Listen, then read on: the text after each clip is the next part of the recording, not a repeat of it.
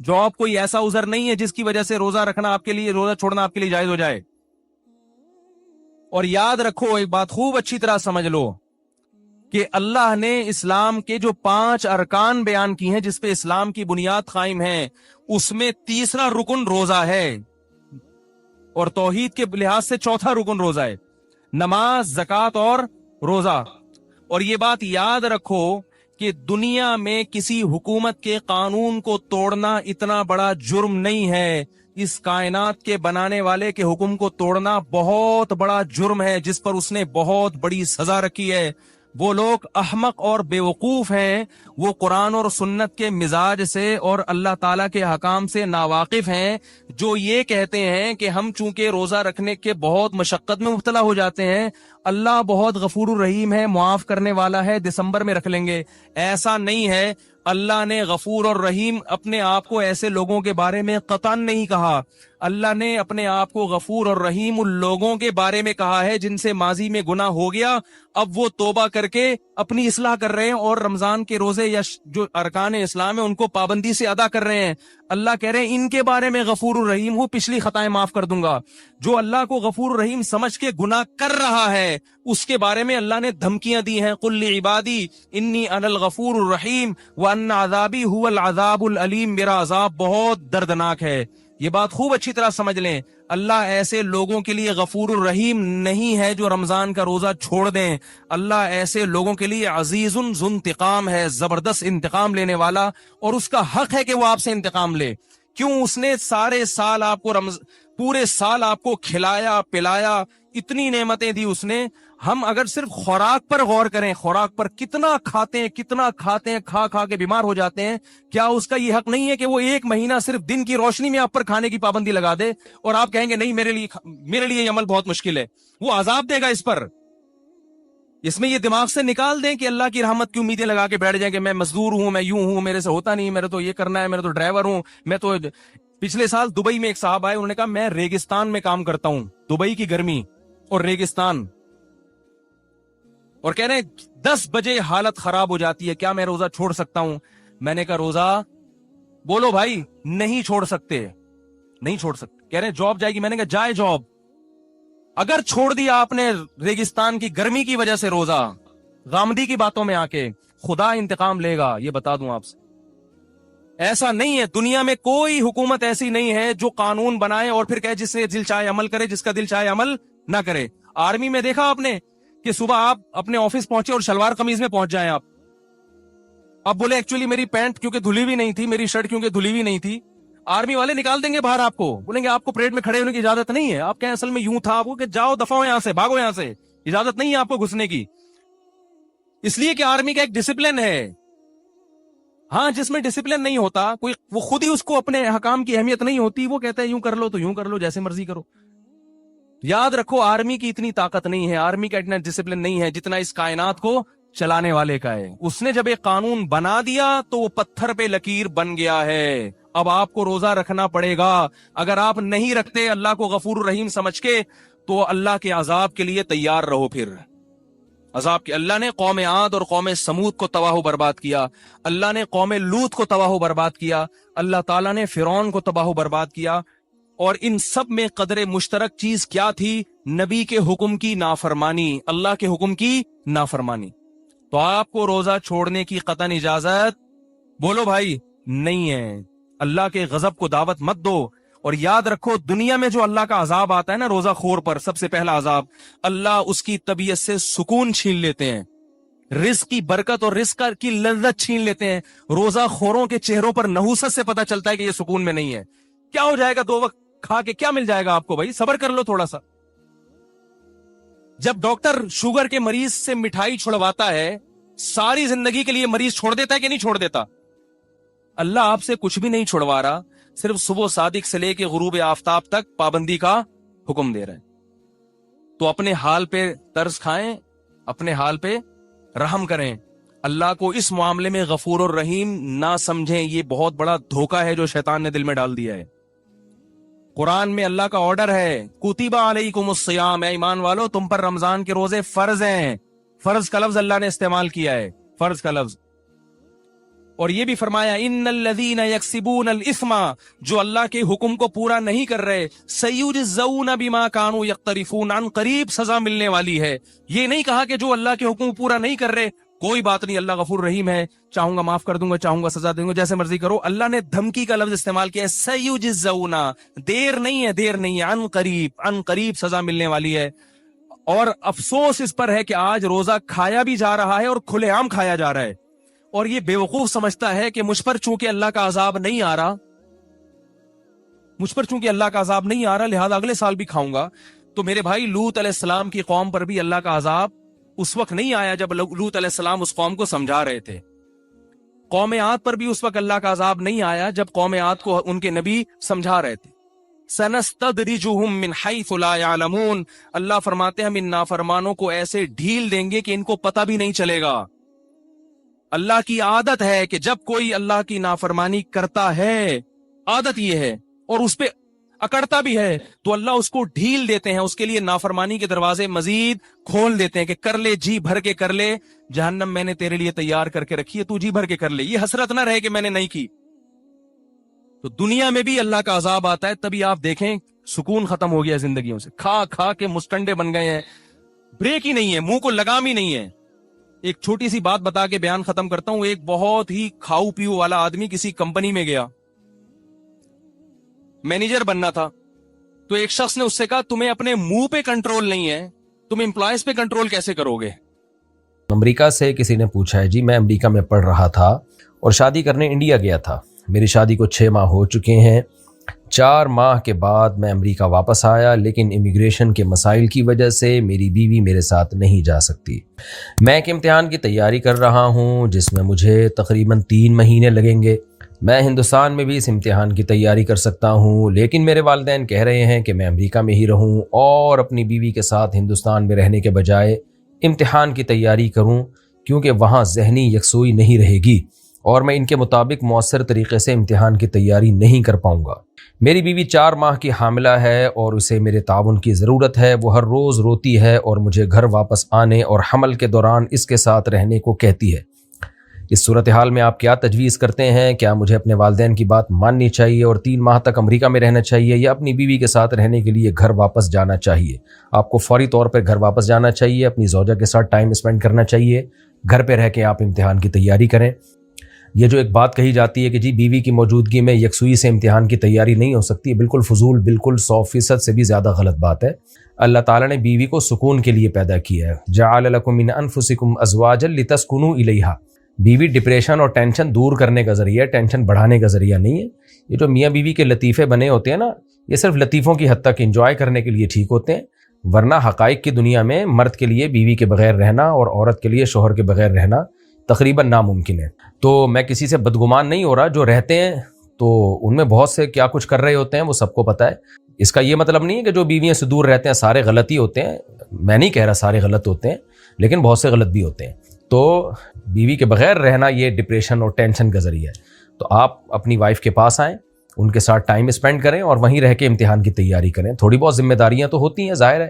تو اور دوسری بات یہ ہے کہ امتحانوں کی تیاری کے کوئی ٹائم حد تھوڑی ہے، آج ایک امتحان ہے، کل دوسرا امتحان ہے، پرسوں تیسرا امتحان ہے۔ ترقی کی تو کوئی انتہا ہی نہیں ہے۔ پھر جب آپ امتحان پاس کر کے کوئی اچھی جاب آپ کو ملے گی تو وہاں بھی آپ کو اپنی جو دماغ ہے اس کو فوکس کر کے کام کریں گے تو اس کمپنی میں آپ کو ترقی ملے گی، تو فوکس کرنے کے لیے وہاں بھی پھر بیوی کو چھوڑ دیں گے۔ تو یہ تو ساری زندگی ہے، تبھی آپ دیکھیں نا، جنہوں نے کہا کہ ہم شادی نہیں کریں گے، پڑھائی کو فوکس کریں گے، تو وہ فوکس ہی کر رہے ہیں اب تک پڑھائی کو، کیونکہ ترقی کی تو کوئی انتہا ہے ہی نہیں، کوئی اینڈ ہے ہی نہیں۔ ریٹائرمنٹ کے بعد پھر آدمی فارغ ہوتا ہے، تو پھر جب آپ 60 سال کے ہوں گے، ریٹائرمنٹ کی عمر ہوگی، پھر آپ بیوی کے پاس ٹائم گزاریں، لیکن پھر ٹائم گزارنے کا کوئی فائدہ نہیں ہوگا۔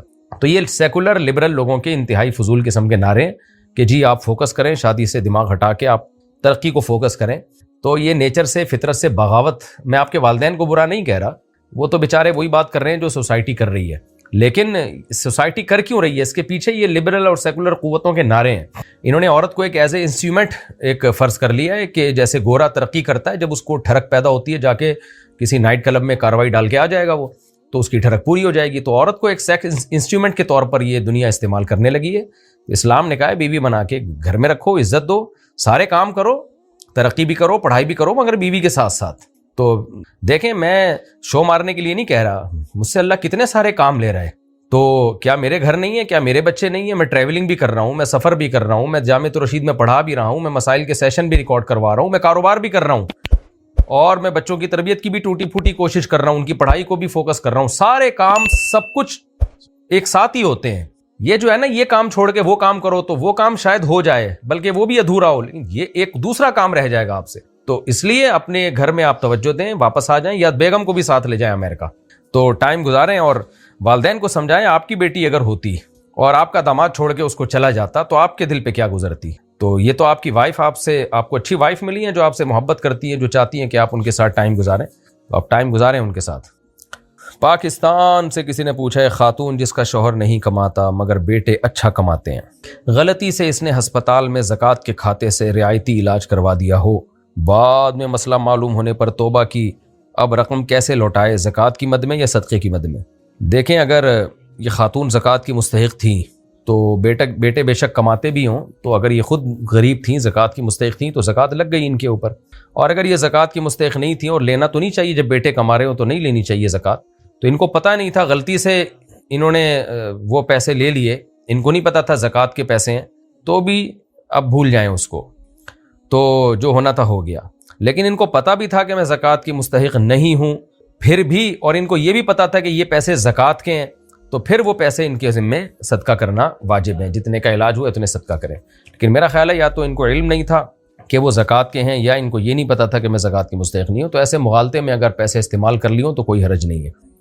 زوجہ جنید کینیڈا سے, میں اسلامک کیلیگرافی, خطاطی, آیتوں وغیرہ کی پینٹنگ کر کے فروغ کرتی ہوں, کیا یہ جائز ہے؟ جی بالکل جائز ہے, کوئی حرج نہیں ہے.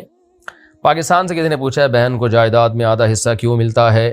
میرا دوسرا سوال یہ ہے کہ اگر بھائی اپنی ذمہ داریاں پوری نہ کرے تو کیا بہن جائیداد میں پورا حصہ لے سکتی ہے؟ دیکھیں, مسلمان ہونے کا مطلب پتہ ہے کیا ہے؟ اپنے آپ کو اللہ کے حوالے کر دینا. تو اللہ میاں نے کہا کہ لڑکے کو دگنا ملے گا, لڑکی کو آدھا ملے گا. تو اب اس میں حکمت سمجھ میں نہ بھی آئے تو بھی اللہ کے حکم پہ راضی رہنا ہے. تو کیونکہ اگر ایک ایک حکم آپ کو سمجھ کے ہی عمل کرنا ہے, تو پھر شیطان نے بولا تھا کہ میں آدم کو سجدہ کیوں کروں, میری سمجھ میں نہیں آ رہا, اس کی کوئی لاجک بنتی نہیں ہے, اس کو تو نے مٹی سے بنایا, مجھے آگ سے بنایا, تو اللاجیکل کام ہے, میں نہیں کروں گا.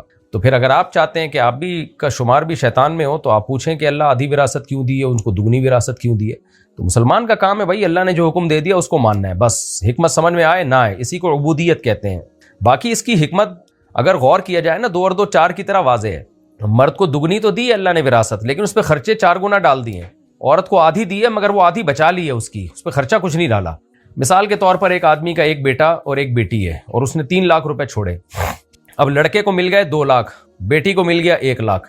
لیکن لڑکے پہ خرچے کتنے ہیں؟ جب یہ نکاح کرے گا تو مہر کا خرچہ, نان نفقے کا خرچہ, گیس بجلی کا خرچہ, اور ولیمے کا خرچہ, اور پھر بچے کی ولادت کا خرچہ, پھر بچوں کو پالنے کا خرچہ, بچوں کی تعلیم کا خرچہ.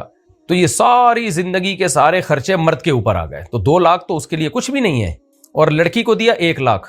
جب اس کی شادی ہوگی تو اس 1 لاکھ میں اس کے ذمے کچھ بھی نہیں ہے, سارا خرچہ اس کے شوہر کے ذمے ہے. جب اس کے بچہ ہوگا تو سارا خرچہ اس کے شوہر کے ذمے ہے, بچوں کی تعلیم شوہر کے ذمے, اس کے بچوں کا علاج شوہر کے ذمے.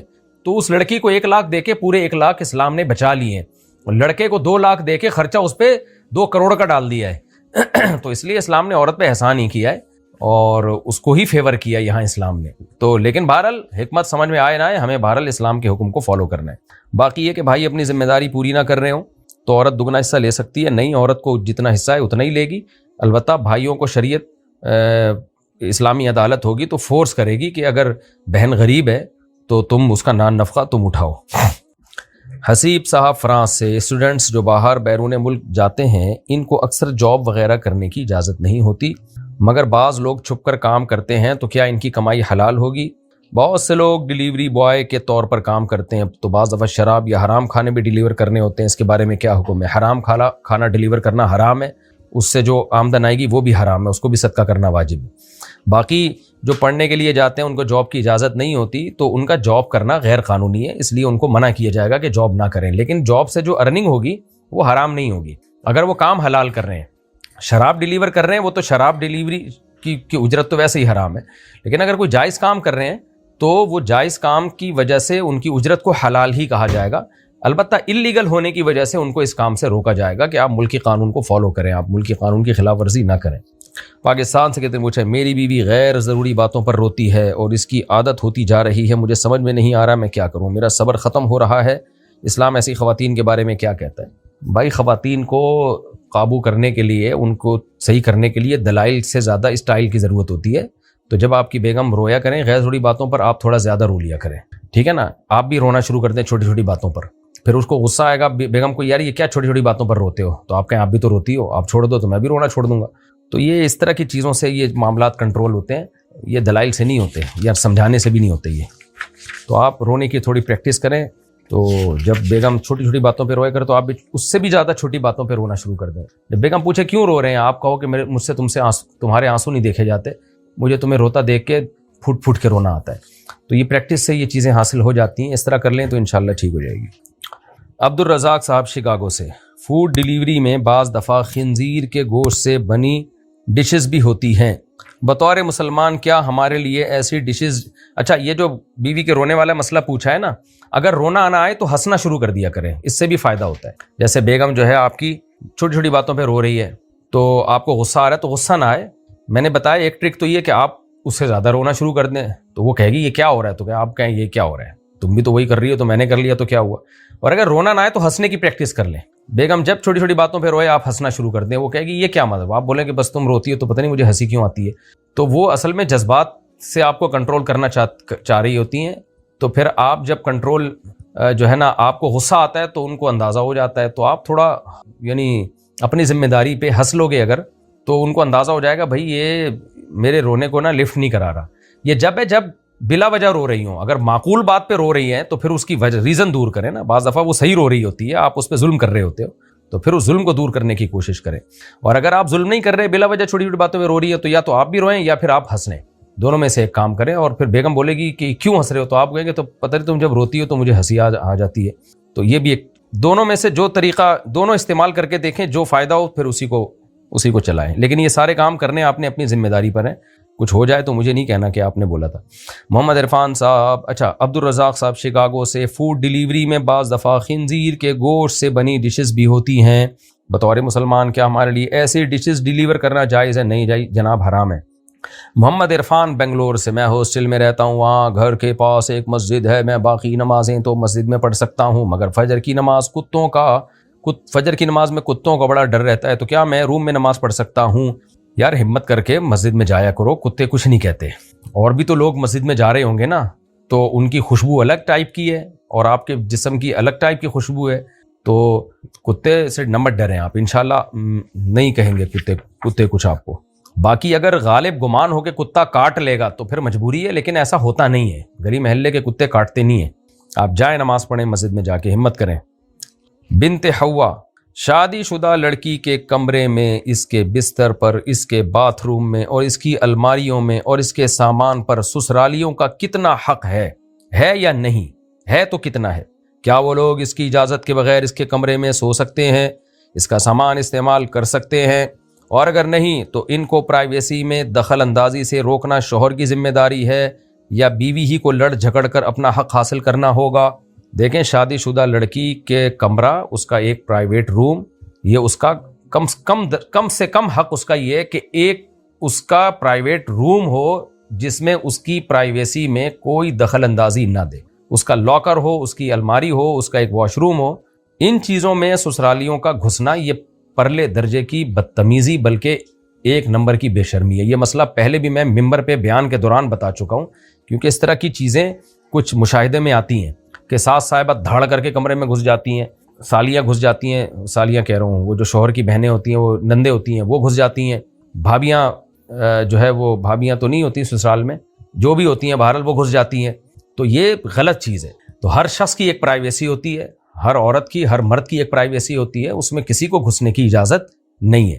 تو جب بھی کسی کے گھر میں جائیں، کمرے میں بھی جائیں، یہ قرآن کا صاف طور پہ حکم ہے کہ جب بھی کہیں جاؤ تو اللہ فرماتے ہیں اجازت لے کے جاؤ، اور حدیث میں آتا ہے، بخاری کی حدیث ہے، انما جعل الاستئذان لاجل البصر، اللہ نے جو حکم دیا نا کسی کے کمرے میں جاؤ تو نوک کر کے جاؤ، اجازت لے کے جاؤ، یہ اس لیے دیا ہے، حدیث میں قرآن کی اس آیت کی تشریح ہے، سورہ نور میں اللہ نے حکم دیا ہے کہ کہیں بھی پرمیشن کے بغیر مت جاؤ، کسی کی پرائیویسی میں مت گھسو. یہ سورہ نور میں اللہ نے حکم دیا. تو حدیث میں، بخاری کی حدیث میں اس کی تشریح نبی نے فرمائی کہ یہ جو اللہ نے اجازت لے کے کسی کے کمرے میں جانے کا حکم دیا ہے، اس کی وجہ یہ ہے کہ کسی کی پرائیویسی میں آپ یعنی کسی کی چاہت کے بغیر اس پر نظر نہ پڑے آپ کی. تو اگر کوئی سسرالی جو ہے کمرے میں گھستا نہیں ہے، صرف وہ کمرے کے باہر کھڑے ہو کر بھی جھانک تاک کر رہے ہیں نا بہو کے کمرے میں، چاہے وہ سسر ہوں، چاہے وہ ساس ہوں، چاہے وہ نندے ہوں، جٹھانیاں ہوں، گھسنا تو دور کی بات. حدیث میں آتا ہے کسی نے کمرے کے دروازے کے باہر کھڑے ہو کر جھانک تاک بھی کر لی نا بہو کے کمرے میں، جھانکا بھی بغیر اجازت کے، اس نے سورہ نور کی اس آیت کی دھجیاں اڑائی ہیں پھر اس نے. تو یہ ایک المیہ ہے ہماری سوسائٹی میں، اور یہ کام ہے شوہر کا. عورت ڈائریکٹ کرے گی تو پھڈا ہوگا جٹھانیوں سے اور سسرالیوں سے. تو شوہر کا کام ہے آدمی بنے، انسان کا بچہ بنے، مرد بنے، وہ جا کے بولے کہ بھائی یہ میری بیوی کا کمرہ ہے، اب کائنڈلی آپ لوگ جو ہے اس میں نوک کر کے آیا کریں. ہاں دروازہ کھولا ہوا ہے اور سب جو ہے نا سب کو اجازت دی ہوئی ہے. بعض مواقع ایسے ہوتے ہیں جیسے کھانا لگا ہوا ہے تو سب آ رہے جا رہے ہیں، وہ ایک الگ چیز ہے.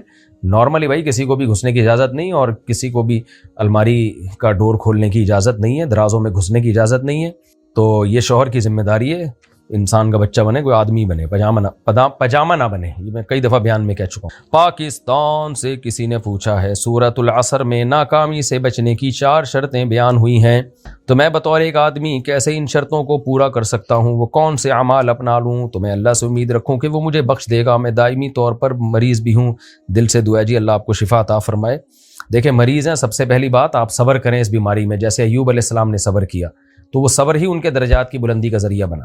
باقی سورہ عصر میں جو اللہ نے 4 شرطیں بیان کی ہیں واضح ہیں. ان الانسان لفی خسر الا الذین آمنوا، اپنے عقیدے کو درست کریں، وعملوا الصالحات، نیک اعمال کریں، یعنی کبیرہ گناہوں سے بچیں. آپ فرائض واجبات کی پابندی کریں، کبیرہ گناہوں سے اجتناب کریں. فرائض واجبات اور سنت موقدہ ان کی پابندی کریں اور کبیرہ گناہوں سے اجتناب کریں. وتواصوا بالحق، ایک دوسرے کو حق کی تلقین کریں، یعنی جس حد تک اسلام کی تبلیغ آپ میں ممکن ہو، جو سوٹیبل طریقہ ہو، آسان طریقہ ہو آپ کے لیے، سوٹیبل طریقہ ہو، اس کو اختیار کریں، حتی الامکان تبلیغ کریں. اور وتواصوا بالصبر، تو اس میں کوئی پریشانی آئے تو پھر ایک دوسرے کو صبر کی تلقین کیا کریں. تو یہ 4 علامتیں پائی جائیں گی تو اعلیٰ درجے کے کامیاب ہوں گے. اللہ ہم سب کو کامیاب کرے. محمد عتیق، کیا زکوٰۃ خاص وقت میں ادا کرنا ضروری ہے یا اپنی سہولت سے دے سکتے ہیں؟ سہولت سے بھی دے سکتے ہیں، خاص ٹائم پہ زکوٰۃ کا حساب ضروری ہے. جب زکوٰۃ کی تاریخ آئے نا حساب کر لیں، پھر سہولت سے دیتے رہیں، جیسے جیسے غریب ملتا رہے دیتے رہیں. یاجوج ماجوج سے بچنے کے لیے کوئی قرآنی آیت یا وظیفہ ہے؟ یاجوج ماجوج سے بچنے کے لیے تو نہیں، دجال سے بچنے کے لیے حدیث میں آتا ہے کہ سورہ کہف کی تلاوت کیا کرو جمعے کے دن، یہ جمعے کی رات کو بھی کر سکتے ہیں. تو جب دجال سے بچیں گے تو اللہ سے امید ہے انشاءاللہ یاجوج ماجوج سے بھی بچ جائیں گے. باقی بھائی آپ ابھی فی الحال برائیوں سے بچنے کی کوشش کریں، یاجوج ماجوج جب آئیں گے تو آئیں گے. ابھی تو آپ کوشش کریں جو صغیرہ کبیرہ گناہوں کو چھوڑیں، یہی یاجوج ماجوج ہیں وقت کے. کیا ہم زنا کرنے والے لوگوں کو عیاش بول سکتے ہیں؟ اور کس کو نہیں بولیں گے عیاش؟ بھائی یہ زانی شرابی یہی تو عیاش لوگ ہیں، حرام عیاشی کر رہے ہیں. مفتی صاحب میرے بہنوئی شراب پیتے ہیں، لا حول ولا قوت الا باللہ. ہم نے بہت مرتبہ تنبیہ بھی کی اور 40 دن تبلیغ میں بھی بھیجا لیکن پھر بھی پی رہے ہیں، ہم کیا فیصلہ کریں؟ بھائی شراب کے ساتھ تو گزارا بڑا مشکل ہے، اب آپ خود فیصلہ کریں. احول البلیتین کا ایک قاعدہ ہے کہ بڑی مصیبت سے بچنے کے لیے چھوٹی مصیبت کو اختیار کیا جاتا ہے. اگر آپ کا خیال یہ کہ بہنوئی سے طلاق لے لی تو اور زیادہ مصیبت میں پڑ جائیں گے، رشتے مارکیٹ میں شارٹ ہیں، گزارا چلائیں پھر. اور اگر طلاق نہیں لی تو زیادہ خطرہ ہے، بعض دفعہ شراب پی کے بندہ مار بھی دیتا ہے، قتل کر دیتا ہے، کچھ بھی کر دیتا ہے، یہ خطرہ ہے. تو پھر میرا خیال ہے طلاق لے لیں. تو میں مشورے نہیں دیتا جب تک کسی کے پورے حالات نہ ہو. پھر کتنی پیتے ہیں یہ آپ ہی جانتے ہوں گے کہ پی کے بہت ہی دماغ کھوپڑی ان کی گھوم جاتی ہے، قتل و غارت پہ آ جاتے ہیں یا کیا کرتے ہیں. تو یہ آپ اپنے قریبی رشتہ داروں سے مشورہ لیں. اللہ آپ کے بہنوئی کو شراب چھڑوا دے، میں تو دعا کرتا ہوں. تبلیغ میں چلہ لگا لیا پھر تو چھوڑ دینی چاہیے تھی بھائی. عبداللہ صاحب علی گڑھ سے، کیا نکاح خواہ کے لیے ایک دفعہ قبول کرنا کافی ہے یا 3 مرتبہ ضروری ہے؟ بھائی ایک دفعہ کافی ہے. نور اللہ انڈیا سے، میری شادی ہو گئی ہے، 3 بچے ہیں، میری عمر 25 سال ہے، دوسری شادی کس عمر میں کروں؟ آپ کا کیا مشورہ ہے؟ جو یہ سوچتا ہے نا کہ دوسری شادی فلاں عمر میں کروں گا، وہ کبھی بھی نہیں کرتا. یہ وہ کام ہے کہ جیسے ہی رشتہ ملے کر لو. تو 25 سال ہیں تو رشتہ مل جائے تو ابھی کرو، نہیں مل رہا تو جب ملے تو اس وقت کر لو. یہ کہا کہ میں فلانی عمر میں کروں گا تو بس پھر چھوڑ دو. آپ سے نہیں ہو پائے گا. آصف احمد انڈیا سے، مفتی صاحب آصف کیسا نام ہے؟ آصف تو سنا تھا. خیر، لاٹری میں جو پیسے نکلے ان کو کہاں استعمال کر سکتے ہیں؟ جتنے کی لاٹری خریدی ہے اتنے پیسے حلال ہیں، جو اضافی ہیں وہ حرام ہے ثواب کی نیت کے بغیر صدقہ کر دیں. میرے ایک رشتہ دار دوسرے فرقے سے ہیں, کیا ان کے گھر کھانا کھا سکتے ہیں؟ بھائی وہ فرقہ کون سا ہے, کتنا کنٹرول سے ہٹا ہوا فرقہ ہے, مجھے کیا پتا. تو کھانا تو کسی کے یہاں بھی کھایا جا سکتا ہے, وہ قادیانیوں سے میل جول نہ رکھیں, ان سے بالکل بائیکاٹ کریں. فرحان منصوری یہ پتہ نہیں کیا لکھا ہوا ہے, کوئی موبائل کی ایپ ہے لیکن کچھ سمجھ میں نہیں آ رہا لکھا ہوا کیا ہے, اس کو میں پھر دیکھتا ہوں. اسرائیل شاہ, اسرائیل نام رکھنا ٹھیک ہے جی ٹھیک ہے. اسرائیل تو یعقوب علیہ السلام کا لقب تھا, یعقوب علیہ السلام تو اللہ کے پیغمبر تھے, اللہ کے محبوب پیغمبر. کیا کمیٹی کی رکھوائی لینا جائز ہے؟ کیونکہ میں خود کمیٹی جمع کرتا ہوں. دیکھیں, رکھوائی کا یہ مطلب ہے کہ جو کمیٹی جمع کرتا ہے اس کو پہلی کمیٹی اس کو دی جائے گی, تو اس میں کوئی حرج نہیں ہے. لیکن اگر کوئی اضافی رقم اس کو دی جا رہی ہے تو وہ سود ہونے کی وجہ سے حرام اور ناجائز ہے. میرے شوہر بہت اچھے آدمی ہیں ماشاءاللہ, آپ بھی بہت اچھی ہیں جو اپنے میاں کی تعریف کر رہی ہیں, سبحان اللہ.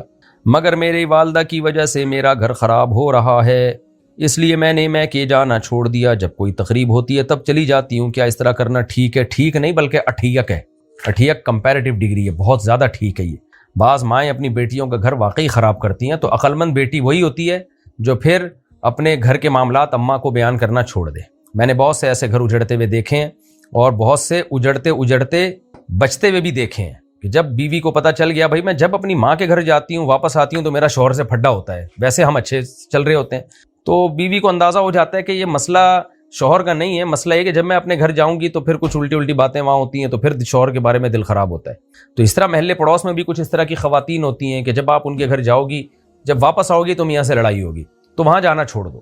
اسی طرح میاؤں کی جو بہنیں ہیں نا, یعنی نندیں جب گھر میں آتی ہیں, میاں بیوی کی اچھی بھلی گزر رہی ہوتی ہے, جس دن بہن رہنے کے لیے آتی ہے 4 دن کے بعد جب وہ جاتی ہے تو میاں کی اپنی بیوی سے لڑائی ہوتی ہے. تو اس کا مطلب جب بہن گھر میں نہیں تھی تو لڑائی نہیں ہو رہی تھی, جب بہن گھر میں آئی ہے تو اپنے بھائی کو بھابھی سے لڑوا کے گئی ہے. تو پھر ایسے شوہر کو چاہیے اپنی بہن سے ریزرو ہو جائے بھائی, اس کو بولے بھائی تم وہیں رہو, میں وہیں آگے مل لیا کروں گا. تو یہ سارا سیٹ اپ سوسائٹی میں چل رہا ہوتا ہے. تو اس میں میاں بیوی کو چاہیے اپنے آپ کو جوڑنے کی سب سے پہلے فکر کریں, باقی سب بعد میں. تو باقی ماں کا رشتہ ختم نہیں ہوتا, ماں سے آپ سلام دعا رکھیں, لیکن بہت زیادہ وہاں جا کے اسٹے کرنا ایسی صورت میں ٹھیک نہیں ہے. سب سے زیادہ عورت کو سب سے پہلا کام یہ اپنے شوہر کا اور اپنا گھر بچانے کی کوشش کرے. ایک گھر ٹوٹتے ہیں اس کے سائیڈ ایفیکٹ بہت زیادہ ہوتے ہیں, تو اللہ اس کے رسول نے سب سے زیادہ فوکس اس کو کیا ہے کہ بھائی اپنا گھر بچاؤ سب سے پہلے. تو میاں بیوی کی محبت جو ہے یہ اللہ کو بہت زیادہ پسند ہے, اور میاں بیوی کو لڑوانے والے ان سے اللہ کو بہت زیادہ نفرت ہے. شیطان جس کام پہ سب سے زیادہ خوش ہوتا ہے نا, وہ اسی پہ خوش ہوتا ہے, دونوں کے پھڈے کرا کے. تو عورت کو چاہیے اگر وہ اپنی ماں کے گھر جا رہی ہے اور واپس آ کے میاں سے لڑائی ہو رہی ہے, تو عقل مند عورت کو چاہیے کہ وہ سمجھدار ہو جائے اور کہے بھائی میں ذرا ماں کے گھر کم جاؤں گی. یہ اماں جب بات کرے نا گھر کی تو پھر بات ہی نہ کرے کہ اماں چھوڑو یہ ہمارے میاں کے مسئلے ہیں, آپ اپنا بتاؤ, آپ کے میاں آپ کے ساتھ کیسے چل رہے, یعنی ہمارے ابا آپ کے ساتھ کیسے چل رہے, یہ بتاؤ. اچھا بھائی, یو پی انڈیا سے میں ہر سال پابندی سے روزے رکھتا رہا ہوں, مگر مسائل نہیں جانتا تھا. اب مسائل کا علم ہوا ہے, پتہ نہیں کتنے روزے صحیح ہوئے ہوں گے اور کتنے نہیں ہوئے ہوں گے. کیا اب مجھے دوبارہ روزے رکھنے ہوں گے؟ بھائی اگر صبح صادق سے لے کے غروب آفتاب تک کھانے پینے سے بچے رہے تھے تو بس روزہ ہو گیا, اتنا تو ضروری ہے. اگر روزے میں کھاتے رہے تھے, اب آپ سوچ رہے ہو مجھے مسائل کا علم نہیں تھا, مجھے پتہ ہی نہیں تھا کہ روزے میں کھانا جائز بھی ہے کہ نہیں ہے, تو یہ تو بہت بڑی جہالت ہے نا میرے بھائی. تو یہ تو یعنی اس کا مطلب آپ کو کیا میں کہوں, تو اگر آپ نے روزے کھا کے توڑتے رہے تو وہ روزے آپ کو دوبارہ رکھنے پڑیں گے. اور بالغ ہونے کے بعد اگر رمضان کا روزہ توڑا ہے کھانا کھا کے تو پھر 60 روزوں کا کفارہ بھی ہے. کیا قرآن پڑھ کر والدین کو بخش سکتے ہیں؟ کوئی بھی نیکی کر کے یہ دعا کی جا سکتی ہے کہ اس کا ثواب والدین کو پہنچے, اس میں کوئی اس کے ناجائز ہونے کی کوئی دلیل نہیں ہے. البتہ صدقات و خیرات کو حدیث میں زیادہ فوکس کیا گیا ہے, تو بہتر یہی ہے کہ والدین کے لیے صدقات و خیرات کیے جائیں. جو منصوص ہے وہ صدقات و خیرات ہیں. محمد سفیان, کیا ہم امام کے پیچھے ثنا پڑھنے کے بعد اعوذ باللہ اور بسم اللہ پڑھ سکتے ہیں؟ نہیں جی, آپ نے چونکہ تلاوت نہیں کرنی, خاموش رہنا ہے. من کان لہ امام فقراءۃ الامام لہ قراءۃ, حدیث میں آتا ہے جس کا کوئی امام ہے تو امام کی قراءت مقتدی کے لیے کافی ہے. تو اس لیے قراءت چونکہ عملی طور پر امام نے کرنی ہے تو اعوذ باللہ بسم اللہ امام پڑھے گا, آپ چپ کر کے ثنا پڑھنے کے بعد چپ کر کے پیچھے کھڑے ہو جائیں. محمد سفیان انڈیا سے, میں صدقہ کی نیت سے پیسے جمع کرتا ہوں, پھر ضرورت پڑنے پر ان میں سے کھلا بھی لے لیتا ہوں, کیا یہ ٹھیک ہے؟ ٹھیک ہے جی, کوئی حرج نہیں ہے. بنگلور انڈیا سے, میں نے منت مانی تھی کہ اگر میرے بھائی کا موبائل چوری ہو گیا تو میں 500 روپے صدقہ کروں گا, لیکن اس کا موبائل چوری نہیں ہوا. ابے کیا بات, کیسی منت ہے؟ اب کیا کرنا ہوگا, کیونکہ ہر وقت وہ موبائل استعمال کرتا رہتا ہے. دیکھیں بھائی کا موبائل چوری ہو گیا تو 500 روپے صدقہ کروں گا, یہ منت پوری ہوئی نہیں, کیونکہ منت عبادت کی ہوتی ہے, عبادت کے علاوہ یہ کوئی عبادت تھوڑی ہے فلاں کا موبائل چوری ہو گیا تو نہیں ہوا تو کچھ بھی نہیں کریں, ہو گیا ہوتا تو بھی آپ پر جو ہے نا یہ 500 روپے صدقہ کرنا واجب نہیں تھے. باقی ویسے ہی صدقہ کر دیں کہ اللہ اس کو ہدایت دے دے تاکہ یہ موبائل ہر وقت استعمال نہ کرے. محمد سفیان انڈیا سے, یو پی کے موقع پر ہم پٹاخوں کی دکان لگا سکتے ہیں؟ یو پی کے موقع پر, سوری دیوالی کے موقع پر نہیں جی, پٹاخے پھوڑنا پھاڑنا ٹھیک نہیں ہے, یہ آتش بازی ٹھیک عمل نہیں ہے, آپ نہیں لگائیں پٹاخے کی دکان, چاہے شب برات کا موقع ہو چاہے دیوالی کا موقع ہو, جائز نہیں ہے. انڈیا سے کسی نے پوچھا, ہم کرائے کے گھر میں رہتے ہیں اور ذاتی گھر خریدنے کے پیسے بھی نہیں ہیں, کیا سودی بینک سے لون لے سکتے ہیں؟ نہیں. اسما فردوس, کیا بات بات پر قسمیں کھانا اور قرآن کی قسم کھانے سے گناہ ملتا ہے؟ قرآن کی قسم نہ کھائیں, بات بات پر قسم بھی نہ کھائیں, گناہ تو نہیں ملتا. گناہ تو جب ملتا ہے جب جھوٹی قسم کھائی جائے. شاہ فہد انڈیا سے, جمعے کے دن سورہ کہف کب تک پڑھ سکتے ہیں؟ مغرب تک, جب تک جمعہ کا دن تبدیل نہیں ہو جاتا تو پڑھ سکتے ہیں آپ, یعنی جمعرات کے دن مغرب کے بعد سے لے کے جمعے کے دن مغرب سے پہلے تک پڑھ سکتے ہیں, 24 گھنٹے آپ کے پاس. اگر شوہر بات بات پر بیوی کو کہے کہ اپنے باپ کے گھر چلے جاؤ, میں تمہیں نہیں کھلا سکتا, اور اگر تم جاؤ گی تو مڑ کر بھی نہیں دیکھوں گا, اس پر بیوی کیا کرے؟ بیوی کو چاہیے کہ نہیں جائے, بیٹھ جائے آرام سے, یہی کرے فی الحال. نور فاطمہ, غسل سے پہلے بال دھو لیے تو کیا غسل میں دوبارہ گیلے کرنے ہوں گے؟ نہیں, لازم نہیں ہے, لیکن سنت یہی ہے کہ اگرچہ پہلے گیلے کر لیے ہوں لیکن غسل کنٹینیو سارے اعضاء اس میں ایک ہی دفعہ میں دھوئے جائیں, تو اس لیے افضل یہی ہے کہ دوبارہ دھو لیے جائیں اس کو. نہیں بھی دھوئے تو فرض غسل ہو جائے گا. جب پاکستان سے عمرے کے لیے جاتے ہیں تو کافی تھکن ہو جاتی ہے, تو کیا عمرہ سے پہلے تھوڑی دیر سو سکتے ہیں؟ میں نے سنا ہے کہ جب تک عمرہ نہ کر لو سو نہیں سکتے ورنہ دم واجب ہو جائے گا. بالکل غلط سنا ہے آپ نے, ہونا یہی چاہیے کہ آپ تھکے ہوئے ہیں تو سو جائیں, آرام کریں, تاکہ بالکل فریش ہو کے خوش دلی کے ساتھ عمرہ کریں. تھکے لوگ جا کے طواف کر رہے ہوتے ہیں, دعائیں مانگ رہے ہوتے ہیں, دل بھی نہیں لگ رہا ہوتا, اور پھر صفا مروہ کی سعی اور اس میں دعائیں, سارے کام ٹرخانے والے ہو رہے ہوتے ہیں. تو احرام جتنا لمبا ہوگا اللہ کو احرام کی حالت میں اتنا زیادہ حاجی سے اور عمرہ کرنے والے سے محبت ہوتی ہے, تو احرام کو تو لمبا کھینچنا چاہیے. آپ احرام کی حالت میں گئے ہو تو آپ اسی احرام میں سو جاؤ. ہاں, منہ پہ چادر نہ ڈالیں کیونکہ منہ چھپانا جائز نہیں ہے احرام کی حالت میں, تو چہرہ کھول کے آپ سو جائیں, آرام کریں, تسلی سے اٹھ کے جائیں, اور پھر بیت اللہ کے سامنے دعا مانگیں, پھر طواف کریں, پھر سعی میں لمبی دعائیں مانگیں اور سعی بھی کریں, اللہ کا ذکر کریں. تو تسلی سے ہم نے اپنے بزرگوں کو یہی دیکھا ہے کہ وہ جاتے ہیں احرام کی حالت میں جو ہے نا پہلے جا کے آرام کرتے ہیں. فرض نماز کا ٹائم ہو تو مسجد حرام میں نماز پڑھتے ہیں, اور اگر جماعت کھڑی ہوئی ہو, اور پھر نماز کے بعد آ کے آرام کرتے ہیں. تو تسلی ہوتی ہے, بالکل فریش ہو جاتے ہیں, پھر جا کے تسلی سے لمبا عمرہ کرتے ہیں. وہ آج کل لوگ ٹرخانے والا کام کر رہے ہوتے ہیں کہ بس احرام اتارو جلدی سے. سلطان علی تھرپارکر سے, اللہ کے ساتھ میاں بولنا کیسا ہے؟ جائز ہے بھائی, کیونکہ اس میں کوئی توہین نہیں ہے. یہ اللہ کے بعد جب میاں کا لفظ استعمال ہوتا ہے تو بزرگی کے لیے استعمال ہوتا ہے, اس کی شان بڑھانے کے لیے استعمال ہوتا ہے. محمد نعمان انڈیا سے, صدقہ دینے کی کیا نیت ہونی چاہیے؟ میں جب کسی ضرورت مند کو دیکھتا ہوں تو بغیر کسی نیت کے اس کو پیسے دے دیتا ہوں. نیت اللہ کی رضا ہونی چاہیے, اللہ تیری مخلوق ہے, انما نطعمکم لوجہ اللہ, ہم اللہ کو خوش کرنے کے لیے ان کو کھلا رہے ہیں, یہ نیت ہونی چاہیے. توصیف انڈیا سے, نبی صلی اللہ علیہ وسلم نبوت ملنے سے پہلے نبی تھے یا نہیں؟ برائے مہربانی تفصیل سے بتا دیں, میرے دوست مجھ سے سوال کر کے پریشان کر رہے ہیں. بھائی نبوت ملنے سے پہلے نبی کیسے تھے؟ آپ خود کہہ رہے ہیں نبوت ملنے سے پہلے, تو یہ آپ ایسے جیسے ایک آدمی ڈاکٹر بننے سے پہلے ڈاکٹر تھا یا نہیں تھا, تو وہ ڈاکٹر بننے سے پہلے آپ خود جب کہہ رہے ہیں تو مطلب بنے نہیں تھے وہ, تو ڈاکٹر کیسے ہو گئے؟ تو نبی صلی اللہ علیہ وسلم نبوت ملنے سے پہلے نبی نہیں تھے, لیکن انبیاء نبوت ملنے سے پہلے جب وہ نبی نہیں بھی ہوتے نا تو نبوت کے لیے سلیکٹ ہوتے ہیں وہ, یعنی اللہ کے علم میں تو پہلے سے تھا کہ سید الانبیاء محمد صلی اللہ علیہ وسلم کو میں نے 40 سال میں نبوت دینی ہے, تو اسی وجہ سے ان سے نبوت کے منافی کوئی کام نہیں ہوتا ہے. یعنی وہ نبی نہیں بھی جب تک بنے ہوتے تو بھی ان سے کوئی ایسا کام نہیں ہوتا جو انبیاء کی شان کے خلاف ہو, ان سے کبھی گناہ نہیں ہوتا, شرک نہیں ہوتا, کوئی اخلاقی برائی ان میں نہیں ہوتی. تو سارے یعنی انبیاء والے سارے اوصاف پیغمبر میں نبوت سے پہلے بھی تھے. یعنی یہ عقیدہ ہے کہ نبیوں والے اوصاف آپ صلی اللہ علیہ وسلم میں نبوت سے پہلے بھی تھے, لیکن نبوت آپ کو 40 سال کی عمر میں ملی ہے. دو نبی ایسے ہیں جن کو بچپن میں ہی اللہ نے نبوت دی ہے, ایک عیسیٰ علیہ الصلوۃ والسلام اور ایک حضرت یحییٰ علیہ الصلوۃ والسلام. یہ دونوں پیدائشی نبی تھے, باقی انبیاء کو نبوت بعد میں ملتی ہے. اچھا بھائی نعیم احمد, سیلون کا کام کرنا کیسا ہے؟ جائز ہے لوگوں کے بال کاٹنا, اور لیکن یہ کہ اس میں غیر شرعی بال نہ کاٹیں لوگوں کے, داڑھی نہ منڈائیں, داڑھی منڈنا جائز نہیں ہے. عالیہ صاحبہ انڈیا سے, بچوں کی نظر بد کی کوئی دعا بتا دیں. دیکھو بچوں کو نظر لگ سکتی ہے لیکن اس میں بھی لوگ بڑے وہمی ہو گئے. اپنے بچے کی تصویر فیس بک پہ نہ ڈالو، نظر لگ جائے گی، بچے کی ویڈیو نہ بناؤ، نظر لگ جائے گی، اتنا وہمی نہ بنے. تو نظر کا امکان ہوتا ہے، لیکن کوئی بہت اٹریکٹیو بچہ ہو اور کوئی بہت ہی کوئی ایسا، وہ نارملی لوگ اس بارے میں تھوڑا وہمی زیادہ ہو گئے.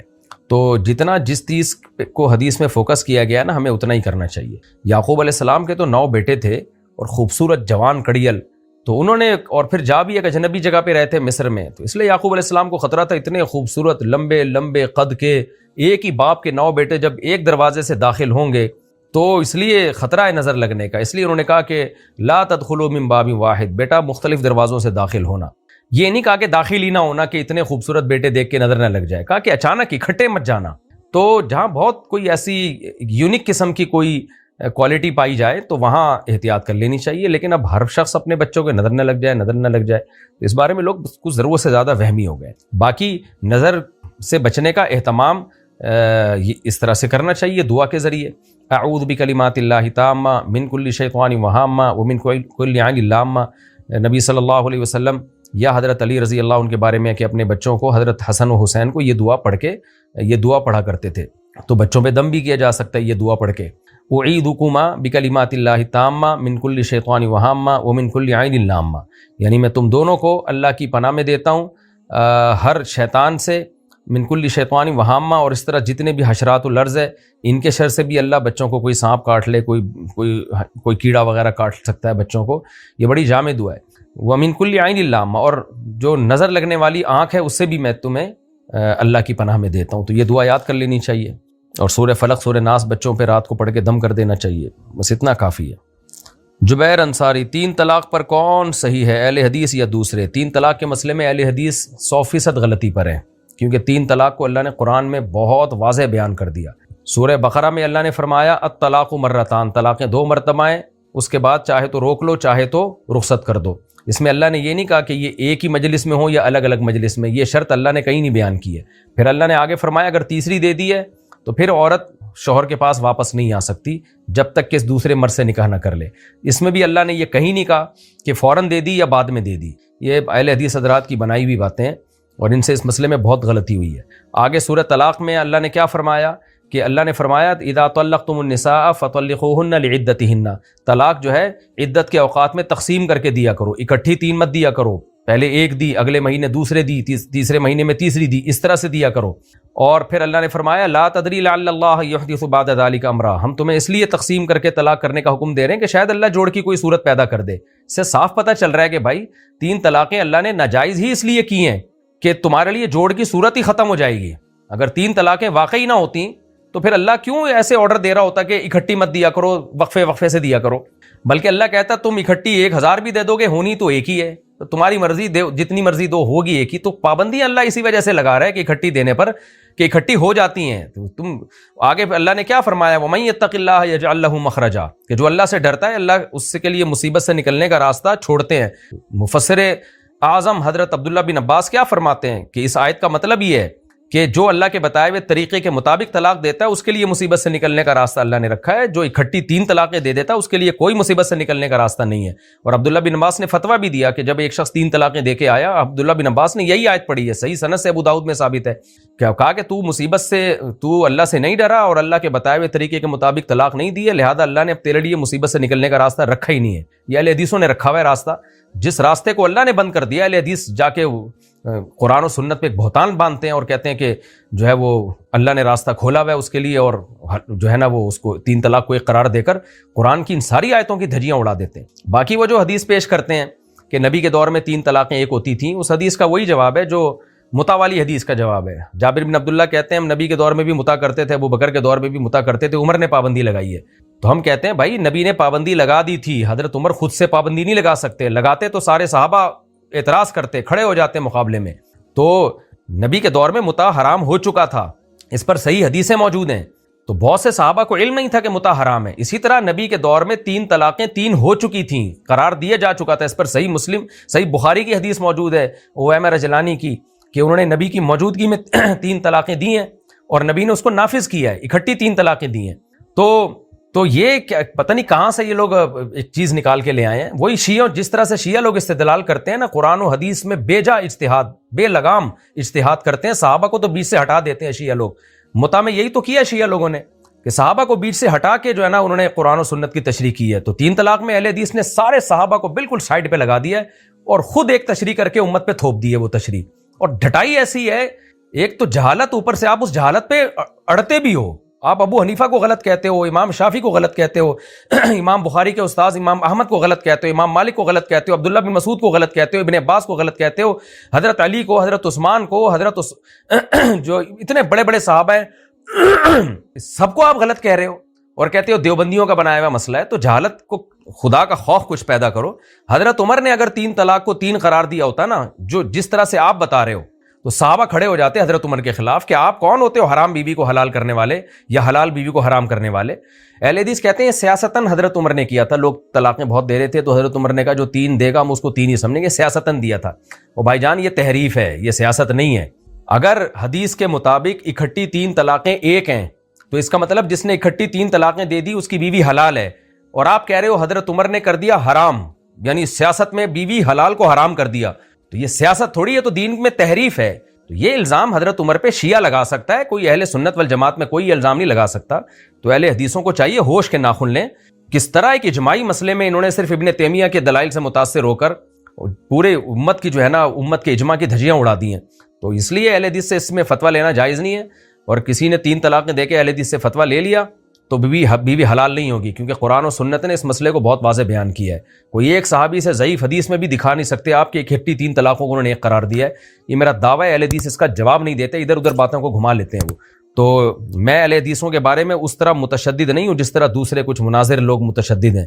میں معتدل رائے رکھتا ہوں اہل حدیثوں کے بارے میں, لیکن 3 طلاق کے مسئلے میں اہل حدیث 100% غلط ہیں. اس میں کسی نے فتویٰ لے لیا تو بیوی حلال نہیں ہوگی, خوب سمجھ لو.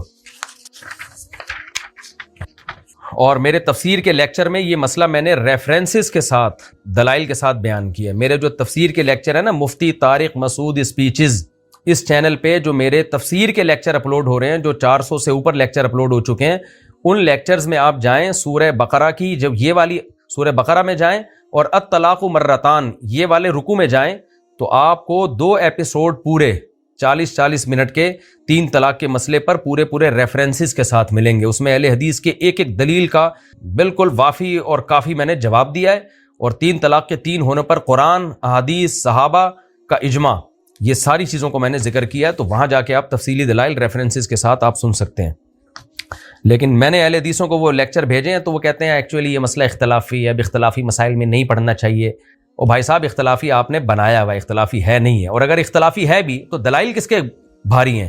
ہر اختلافی مسئلہ اس قابل تھوڑی ہوتا ہے کہ اختلاف کی وجہ سے اس میں اعتدال پیدا کیا جائے. اگر دلائل کی دنیا میں ایک مسئلے کا پلڑا بہت بھاری ہے تو آپ کو وہ ماننا پڑے گا, بے شک وہ اختلافی ہو. اول تو اختلافی بعد میں ہوا ہے, شروع میں نہیں تھا اختلافی ہے, شروع میں تو اجماع رہا ہے اس مسئلے پر. لیکن اگر اختلافی ہے بھی تو دلائل کی دنیا میں پلڑا کس کا بھاری ہے, اس کا آپ جواب دیں. قرآن کی ان آیتوں کا مطلب کیا بنے گا کہ اللہ جو 3 طلاقوں پہ پابندی لگا رہے ہیں, اس کا مطلب کیا بنے گا؟ محمود ابن لبید سے حدیث مروی ہے کہ ایک شخص نے 3 طلاقیں دی, نبی غضبناک ہو کر کھڑے ہو گئے. صحیح حدیث ہے سنن نسائی کی. تو کسی نے کہا یا رسول اللہ آپ مجھے اجازت دیں میں اس کی گردن اڑا دوں. آپ نے فرمایا ایلعبوا بکتاب اللہ وانا بین اظہرکم, اکٹھی 3 طلاقیں دے کر اللہ کی آیات کے ساتھ مذاق کرتے ہو, میں تمہارے درمیان موجود ہوں. تو آپ کو اتنا غصہ کیوں آ رہا ہے؟ اس لیے کہ طلاقیں واقع ہو گئی ہیں. اگر واقعی نہ ہوئی ہوتی اکٹھی 3 طلاقیں, آپ غصے میں کھڑے ہو جاتے. آپ کہتے کوئی بات نہیں جتنی مرضی دے دو, ہوا تو کچھ بھی نہیں, ہوئی تو ایک ہی ہے.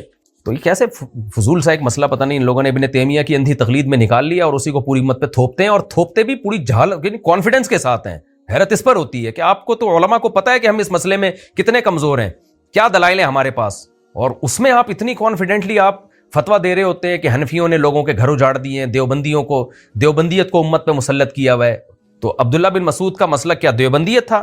علماء دیوبند 3 طلاق کو 3 اس لیے نہیں کہتے کہ یہ دیوبندیوں کا مسئلہ ہے, اس لیے کہتے ہیں کہ صحابہ کا اجماع اس کے اوپر, 4 اماموں کا اجماع اس کے اوپر. تو اس لیے میں اس مسئلے میں جو ہے نا وہ لوگوں کو کہتا ہوں کہ یہ بیوی حلال نہیں ہوتی اکٹھی 3 طلاقیں دے کے, چاہے سعودیہ سے فتوے لے کر آؤ یا کہیں سے بھی لاؤ, تو ہم پر ان فتووں کا اثر نہیں ہوتا کیونکہ ہم تھوڑے سے پڑھے لکھے ہیں, اللہ کا بڑا فضل ہے. حدیثوں میں خواب کی کیا حیثیت ہے؟ حدیثوں میں خواب کی حیثیت یہ ہے کہ خواب نبوت کا 46واں حصہ ہے. تو 46ویں حصے کا مطلب یہ ہے کہ کچھ امکان بعض دفعہ ہوتا ہے کہ یہ اللہ کی طرف سے ہو اور سچا ہو, لیکن امکان کی حد تک ہے, اس کو 100% سمجھ لینا بعض دفعہ پیٹ خراب ہوتا ہے اس لیے الٹے الٹے خواب آ رہے ہوتے ہیں, بعض دفعہ ویسی خوشی ہوتی ہے اس لیے اچھے اچھے خواب آ رہے ہوتے ہیں. تو ہر خواب کی تعبیریں نہیں ہوتی, اور آج کل تو تعبیر سینٹر کھلے ہوئے ہیں, چینل کھلے ہوئے ہیں خوابوں کی تعبیروں کے. یہ ڈرامے بازیوں سے اپنے آپ کو بچاؤ. نعمان ابراہیم سندھ سے, میرا ایکسیڈنٹ ہو گیا تھا اس لیے میرے کپڑے ناپاک رہتے ہیں, میں نماز کیسے پڑھوں؟ دیکھیے نماز کے لیے الگ کپڑے رکھیں آپ, اور اگر خون مستقل نکلتا رہتا ہے نا تو آپ نے نماز سے پہلے اتنی سی جگہ جہاں خون لگا ہوا ہے اس کو دھویا اور نماز پڑھ لی فوراً آپ نے. اس میں کیا جا رہا ہے, اتنا ٹینشن والا کام تھوڑی ہے. اور اگر آپ سمجھتے ہیں دھونا مشکل ہے تو نماز کے لیے الگ کپڑے رکھیں آپ. وہ کپڑے پہن کے نماز پڑھی, فوراً کپڑے چینج کر لیے, دوبارہ پرانے کپڑے پہن لیے. تو اس میں بھی اگر کوئی مشکل ہے آپ کو تو وہ بتائیے, پھر میں مسئلہ بتاؤں گا کہ کیا گنجائش ہو سکتی ہے. انجم صاحب ممبئی سے, میرے بہنوئی چوری کا تانبا خرید کر بیچتے ہیں, واہ, جو کہ غیر قانونی کام ہے, 2-3 دفعہ جیل بھی جا چکے ہیں. تو کیا ان کے گھر ہم کھانا کھا سکتے ہیں اور تحائف لے سکتے ہیں؟ نہیں لے سکتے. اگر سارا کام ہی یہی ہے تو پھر تو ناجائز کام ہے. تو اس لیے ان کے تحائف لیں تو صدقہ کر دیں اس کو, ان کو بتا دیں ہم تحفہ جو لے رہے ہیں تو اس کی قیمت صدقہ کریں گے, ہم اس طرح بتا دیں پہلے ان کو. باقی 2-3 دفعہ جیل جا چکے ہیں تو 4-6 دفعہ اور جائیں گے تو شاید ٹھیک ہو جائیں. اور یہ بھی ممکن ہے کہ جیل کی عادت پڑ جائے پھر ان کو خیال آئے بہت دنوں سے میں جیل نہیں گیا. تو جیل کو تو سسٹم ایسا ہے کہ وہ خود بعض دفعہ انسان کو مزید چور بنا دیتا ہے. اللہ آپ کے بہنوئی کو ہدایت عطا فرمائے, میں تو دعا ہی کر سکتا ہوں. محمد طارق صاحب کہتے ہیں اگر کوئی امام مسجد لڑکوں سے بدفعلی کرتا ہو لیکن ہم نے اپنی آنکھوں سے نہ دیکھا ہو تو اس کے پیچھے نماز پڑھ سکتے ہیں؟ دیکھیں اگر اس کی دلیل کیا ہے, بعض دفعہ لوگ بلا وجہ کسی کو بدنام کرنے کے لیے جھوٹا الزام بھی لگا دیتے ہیں. وہ اس پر واقعی گواہ موجود ہیں تو اس امام کو ہٹائیں مسجد سے. تو جو نہیں ہٹائیں گے وہ بھی گناہ گار ہوں گے. اور اگر کوئی یقینی دلیل نہیں ہے تو پھر بدگمان ہونا چھوڑ دیں. تو دونوں میں سے ایک کام کریں, یا تو دلائل سے ثابت, جو الزام لگا رہے ہیں اس سے پوچھیں کیا دلیل ہے تمہارے پاس. اگر کوئی دلیل نہیں ہے, بس فلاں نے بولا تھا تو فلاں نے بولا تھا, ایسے ہی دلیل ہے, تو جو الزام لگا رہے ہیں اس کو بولیں کہ انسان کے بچے بنو, کسی بے گناہ کو بدنام مت کرو. اور اگر دلائل سے ثابت ہو جاتا ہے تو پھر اہل محلہ پر واجب ہے کہ اس امام کو امامت سے معزول کریں. امتیاز احمد انڈیا سے, میرا ہندو دوست مسلمان ہونا چاہتا ہے تو میں اس کے گھر دعوت کھا سکتا ہوں؟ کھا سکتے ہیں. عثمان لیاقت رحیم یار خان سے, اگر سر کے بال سائڈ سے 1 انچ ہوں اور اوپر سے 1 انچ سے زیادہ ہوں تو کیا یہ قضا ہے؟ جی ہاں, جزوی طور پر یہ بھی قضا میں داخل ہے. چاروں طرف سے بال برابر ہونے چاہیے. چھوٹا بہت کٹانے میں اب ظاہر ہے نائی جو ہے وہ انچ ٹیپ لے کے تھوڑی بال چاروں طرف سے کاٹے گا, ایک اندازے سے ہی ہوگا. تو اندازے سے برابر کر دیں بس کافی ہے. پھر بعد میں ناپتے نہ رہیں کہ اتنا انچ یہاں سے اتنے انچ یہاں سے, ایک اندازے سے بال برابر ہو جائے بس کافی ہے. مجھے دعا مانگتے ہوئے برے خیال آتے ہیں, میں کیا کروں؟ آنے دیں خیال, آپ دعا کو فوکس کریں, جو خود سے آ رہے ہیں آنے دیں. یہ وسوسے ہوتے ہیں, ان کو جتنا لفٹ کرائیں گے یہ اور آئیں گے. ان کو بھگانے کی کوشش کریں گے تو اور زیادہ آئیں گے. تو ان کو نہ بھگانے کی کوشش کریں نہ ان کو لفٹ کرائیں, دعا مانگیں. دعا مانگنے کی توفیق مل رہی ہے تو اس کا مطلب آپ کا بیڑا پار ہو رہا ہے. میرے ابو کے پاس مسجد بنوانے کے لیے کچھ پیسے تھے, میں نے ان میں سے بہت پیسے چرائے. ماشاءاللہ, چرایا بھی ابا کے مال سے اور وہ بھی مسجد کے. اب میں نے توبہ کر لی ہے الحمدللہ, تو اب ان پیسوں کا کیا کرنا ہوگا؟ اور مجھے یہ بھی نہیں پتا کہ کتنے پیسے چرائے. اندازہ لگائیں, آپ کو نہیں پتا تو مجھے کیسے پتا ہوگا بھائی؟ ایک اندازہ لگائیں کہ اندازاً اتنے پیسے ہوں گے تو پھر وہ اتنے پیسے مسجد میں دے دیں, کیونکہ مسجد کے پیسے تھے نا تو مسجد کے چندے باکس میں ڈال دیں. وہ اکٹھے دینا ممکن نہیں ہے تو قسطوں میں تھوڑے کر کے ڈال دیں. کیا جیجا اور سالی ہنسی مذاق کر سکتے ہیں؟ گناہ تو نہیں ہوگا؟ جی ہوگا گناہ. سالی کیا لگتی ہے آپ کی؟ سالی کہیں کی.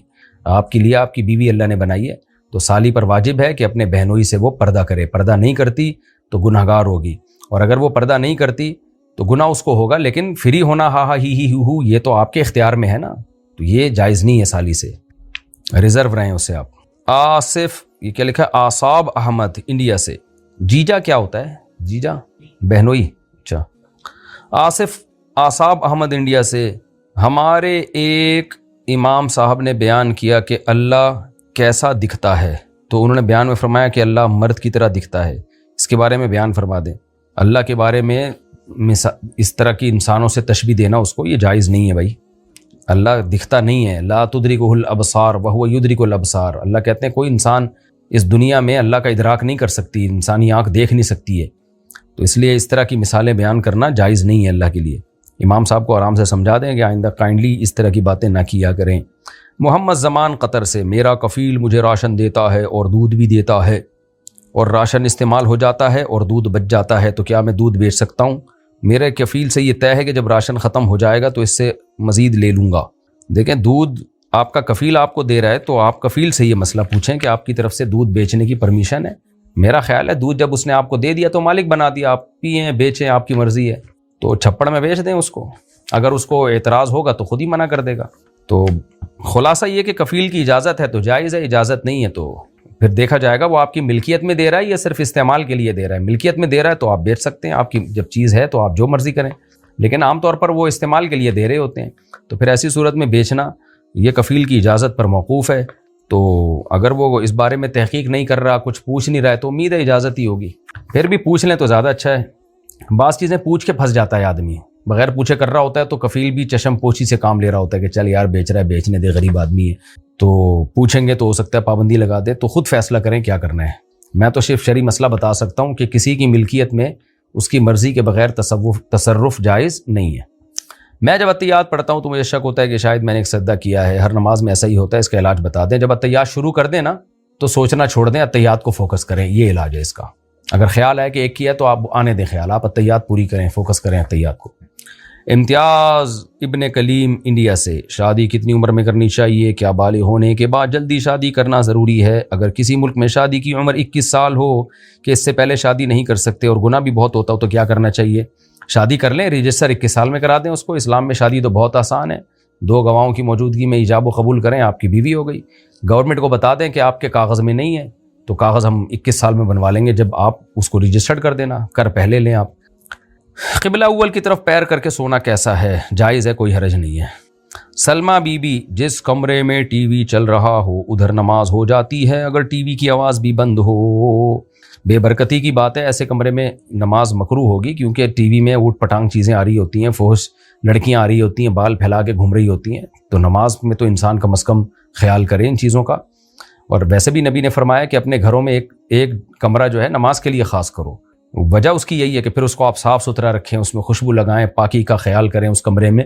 تو اب ٹی وی والا کمرہ تو وہ نہیں ہو سکتا نا، تو نماز تو ہو جائے گی لیکن مکروہ ہوگی نماز، اس لیے اس جگہ پہ نماز نہ پڑھی جائے جہاں اس طرح کی چیزیں آ رہی ہوں۔ میں نے بہت سال پہلے دودھ میں پانی ملایا تھا، کیا اس کا کوئی کفارہ ہو سکتا ہے؟ بس ملا دیا تھا، توبہ استغفار کریں، آئندہ نہ ملائیں۔ پانی ہی ملایا تھا نا، آج کل تو لوگ پتہ نہیں کیا کیا ملا رہے ہیں۔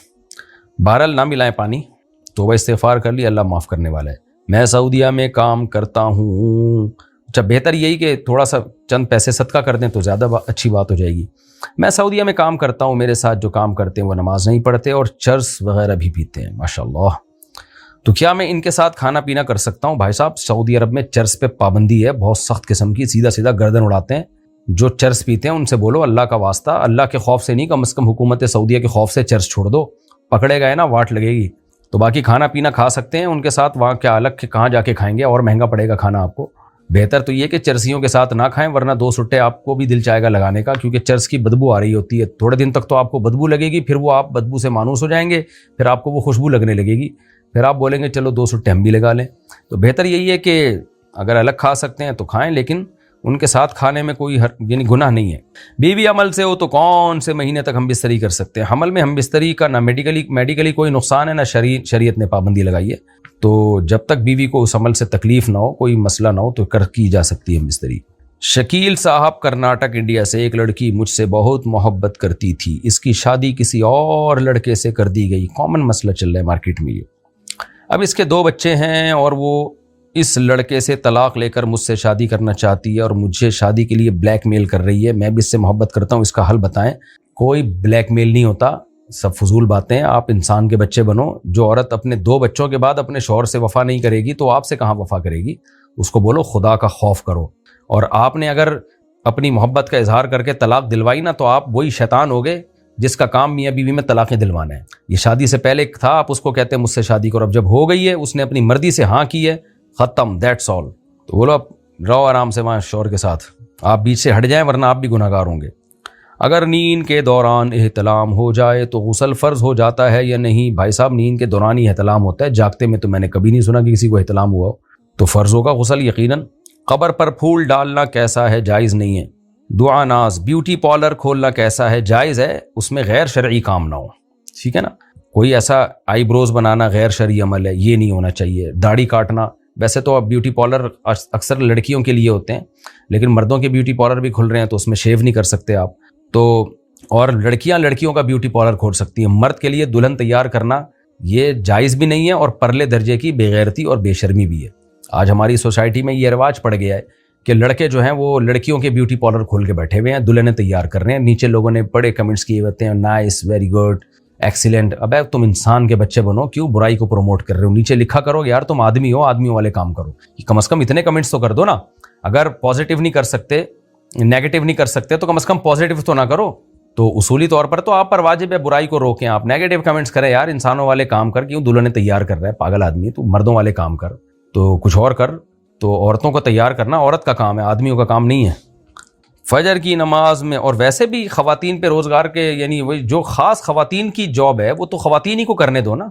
اب یہ تو خواتین کی ایک سورس آف انکم ہے، بیوٹی پارلر، دلہنیں تیار کرنا، اس میں ان کو دلچسپی بھی ہوتی ہے، ان کو ذوق بھی ہوتا ہے۔ اس کام میں اگر مرد گھسیں گے تو اس میں تو خواتین کو بھی تکلیف ہوگی۔ بھائی تو ہمارا کام تھا، تو اپنا کام کرنا، تو جنگیں لڑ، تو جاب کر، تو اسی کمپنی میں مینیجر بن، جو تیرے کام ہے مردوں کے کرنے کے تو وہ کر، تو ہمارے کام میں کیوں ٹانگ اڑا رہا ہے؟ اس کی مثال ہے مہندی لگانا اور یہ ساری چیزیں، خواتین کو اس میں خوشی ہوتی ہے۔ عید کے دن کچھ ایکسپرٹ خواتین ہوتی ہیں لڑکیوں کی مہندیاں لگا رہی ہوتی ہیں، اب اس میں کوئی آدمی آ کے گھسے گا تو اس عورت کو تکلیف ہوگی کہ نہیں ہوگی؟ بھائی تیرا جو کام تھا تو مردوں والے کام کر جا کے، یہ تو خالص عورتوں کے کام ہے، اس میں کیوں تو ٹانگ اڑا رہا ہے؟ تو اس لیے بھی یہ غیرت کے خلاف ہے کہ اس عمل سے میں سمجھتا ہوں کہ جو بیوٹی پارلر چلانے والی عورتیں، ان کو بھی اس پہ غصہ آئے گا کہ تم وہ کام کرو جو تم پہ سوٹ کرتے ہیں، بھائی صاحب ہمارے کاموں میں کیوں ٹانگ اڑا رہے ہو تم؟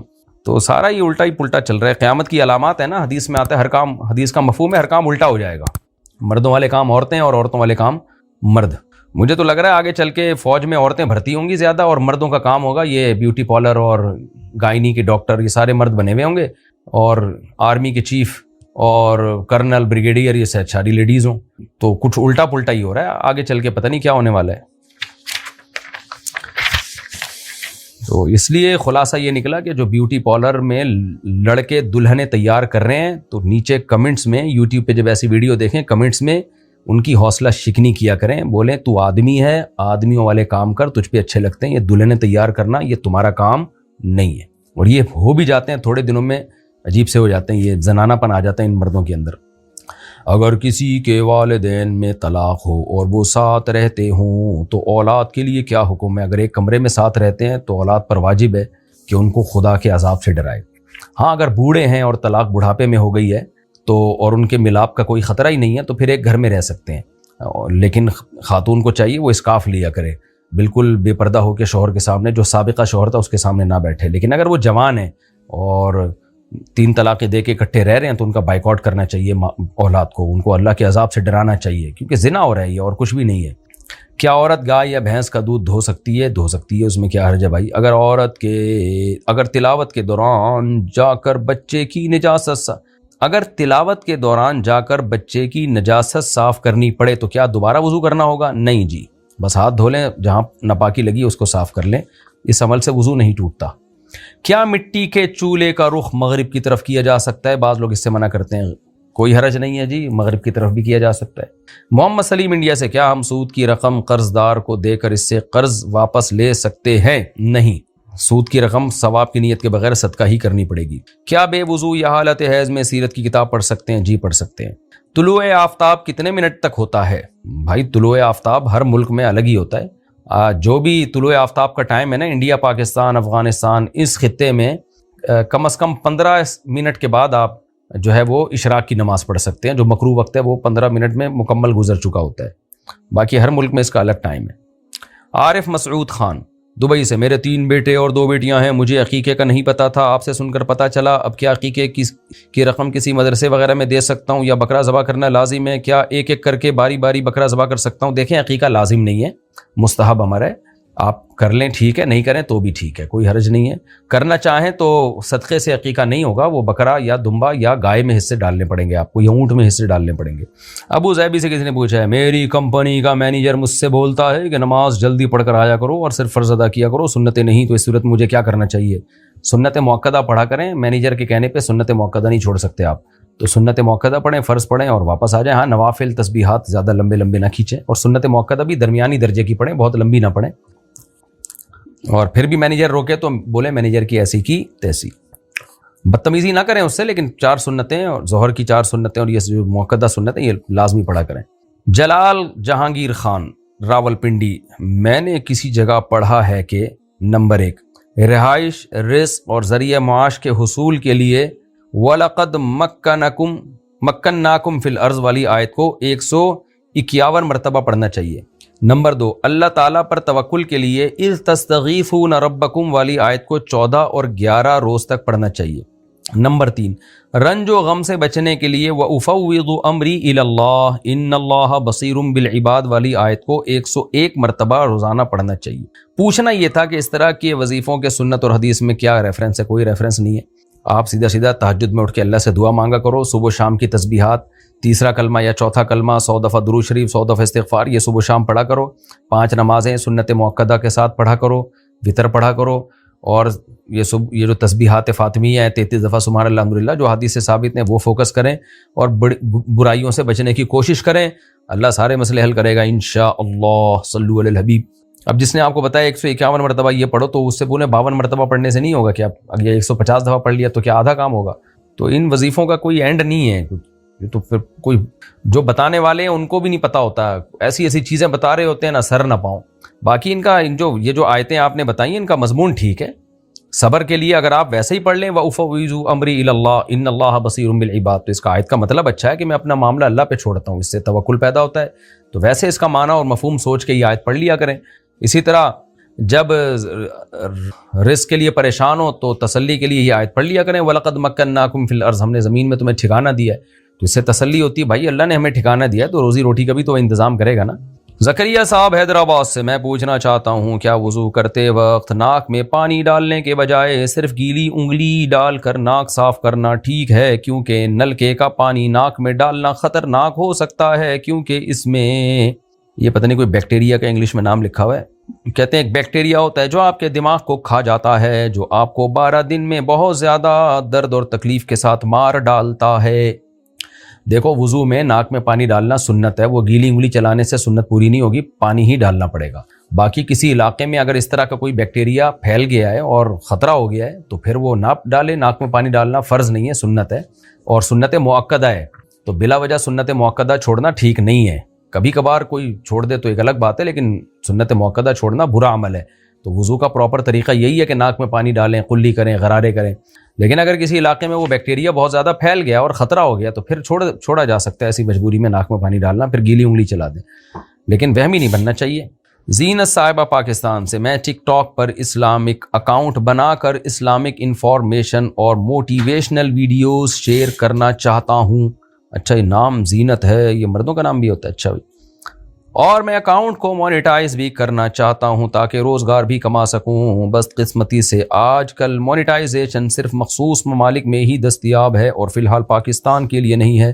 میں وی پی این استعمال کر کے اس پابندی کو بائی پاس کرنے کا سوچ رہا ہوں، تاہم مجھے معلوم نہیں کہ ایسا کرنا اسلامی لحاظ سے ٹھیک ہے یا نہیں۔ بھائی بے غبار طریقہ یہ ہے کہ آپ کسی دوسرے ملک سے چینل کھول لیں جا کے، یا اپنے کسی بندے کو وکیل بنا دیں وہاں پہ کہ یار میں آپ کو اتنے پیسے دے رہا ہوں، آپ میری طرف سے اس ملک میں ایک چینل کھول دیں تاکہ بے غبار اور لیگل کام ہو جائے۔ تو میں آپ کو ایسا غیر قانونی کام کا مشورہ نہیں دے سکتا۔ کینیڈا سے کسی نے پوچھا ہے، میری خواہش پاکستان آرمی جوائن کرنے کی ہے اور مسلمان ملک کے لیے لڑتے ہوئے شہید ہو جانے کی ہے۔ سبحان اللہ۔ میرا ایک بھائی 13 سال کا ہے، مجھے امید ہے کہ وہ والدین کا خیال رکھ لے گا۔ میرے والدین پاکستان جا کر آرمی میں شامل ہونے پر خوش نہیں ہیں۔ اسلامی حکم اس بارے میں کیا ہے؟ میں جہاد کی نیت سے آرمی جوائن کروں یا والدین کے پاس رہوں؟ اور پاکستان آرمی جوائن کرنے کے بجائے مجھے کسی دوسرے ملک ہجرت کر کے شادی کرنے کی اجازت، کیا کہہ رہے ہیں وہ؟ پاکستان آرمی جوائن کرنے کے بجائے مجھے کسی دوسرے اسلامی ملک ہجرت کر کے شادی کرنے کی اجازت دے رہے ہیں۔ دیکھیں کسی بھی اسلامی ملک، چاہے پاکستان ہو، چاہے سعودی عرب ہو یا ترکی ہو، کسی بھی اسلامی ملک کے بارڈر کی حفاظت کرنا اور اس نیت سے اس ملک کی آرمی جوائن کرنا یہ بہت بڑی عبادت ہے۔ ابھی اسلامی ملکوں کے بارڈر محفوظ نہیں ہیں، تو آپ کا تو بہت اچھا جذبہ ہے، تو آپ اس جذبے سے اگر آرمی جوائن کرتے ہیں کہ میں ملک کی حفاظت کروں گا تو سبحان اللہ، بہت ہی اچھی بات ہے۔ اور صرف ملک کے بارڈر کی حفاظت نہیں ہوتی، اندر عوام کی حفاظت ہوتی ہے۔ تو اس نیت سے آپ آرمی جوائن کریں، سبحان اللہ۔ والدین اگر منع کر رہے ہیں تو والدین کی خدمت کے لیے اگر کوئی دوسرا گھر بھائی گھر میں موجود ہے، یا آپ آرمی جوائن کر کے ان کا خیال کر سکتے ہیں۔ ایسا تو نہیں ہوگا نا کہ جوائن کرتے ہی شہید ہو جائیں آپ، اور ضروری نہیں ہے کہ ساری زندگی یعنی شہید ہوں بھی آپ. حضرت خالد بن ولید کہتے ہیں میں گھمسان کی جنگوں میں شہادت کے جذبے سے گیا ہوں مگر شہادت نہیں ملی. تو یہ تو اللہ کے ہاتھ میں ہے. تو اس لیے ماں باپ کو بتا دیں بھائی آرمی میں مجھے تنخواہ بھی ملے گی تو میں آپ کا خیال کروں گا. تو بہرحال اس مسئلے میں ماں باپ کی اطاعت کوئی لازم نہیں ہے آپ کے اوپر. اگر آپ جہاد کے جذبے سے کسی بھی اسلامی ملک کی آرمی جوائن کرنا چاہتے ہیں تو ایسے ہی لوگوں کی فوج میں ضرورت ہے جو نیک جذبے کے ساتھ فوج میں آئیں اور اسی جذبے کے ساتھ وہ ترقی بھی کریں. حارث صاحب انڈیا سے, میں ایک سوشل میڈیا مینیجر ہوں, میرے پاس ایک کلائنٹ آیا ہے جس کا میوزک ویڈیو کا چینل ہے, کیا مجھے اس کا کام کرنا چاہیے؟ نہیں چاہیے. تو برائی میں کسی کے ساتھ تعاون نہیں کرنا چاہیے. اچھا بھائی, پاکستان سے کسی نے پوچھا ہے جی برائے مہربانی تفصیل سے استنجا کرنے کا طریقہ بتا دیں. واہ واہ واہ واہ, یہ کس طرح چھوٹے پیشاب اور بڑے پیشاب کو کیسے صاف کیا جاتا ہے اپنی امی سے پوچھیں, وہ آپ کو تفصیل سے بتا دیں گی. اب تک بتا دیا ہوگا میرا خیال ہے, آپ اتنے بڑے ہو گئے ہیں. باقی بہشتی زیور ایک کتاب ہے اس میں پڑھ لیں آپ. بھائی یہ چیزیں امیاں بچپن میں سکھا دیتی ہیں, امی سے پوچھیں. اگر امی کو نہیں پتا تو خالہ سے پوچھ لیں آپ, انشاءاللہ وہ بتا دیں گی آپ کو. ابو ظبی سے کسی نے پوچھا ہے میرے پاپا کا انڈیا میں کافی اچھا بزنس چلتا ہے. اصل میں نے یہ جواب اس لیے دیا استنجا میں کہ آپ کہہ رہے ہیں تفصیل سے بتائیں. میں بہشتی زیور تفصیل بہشتی زیور جامع رشید نے آسان کر کے چھاپی ہے, اس میں پڑھ لیں طہارت کے حکام, اس میں آپ کو انشاءاللہ مل جائے گا. میں یہاں آپ کو کیا تفصیل سے بتاؤں.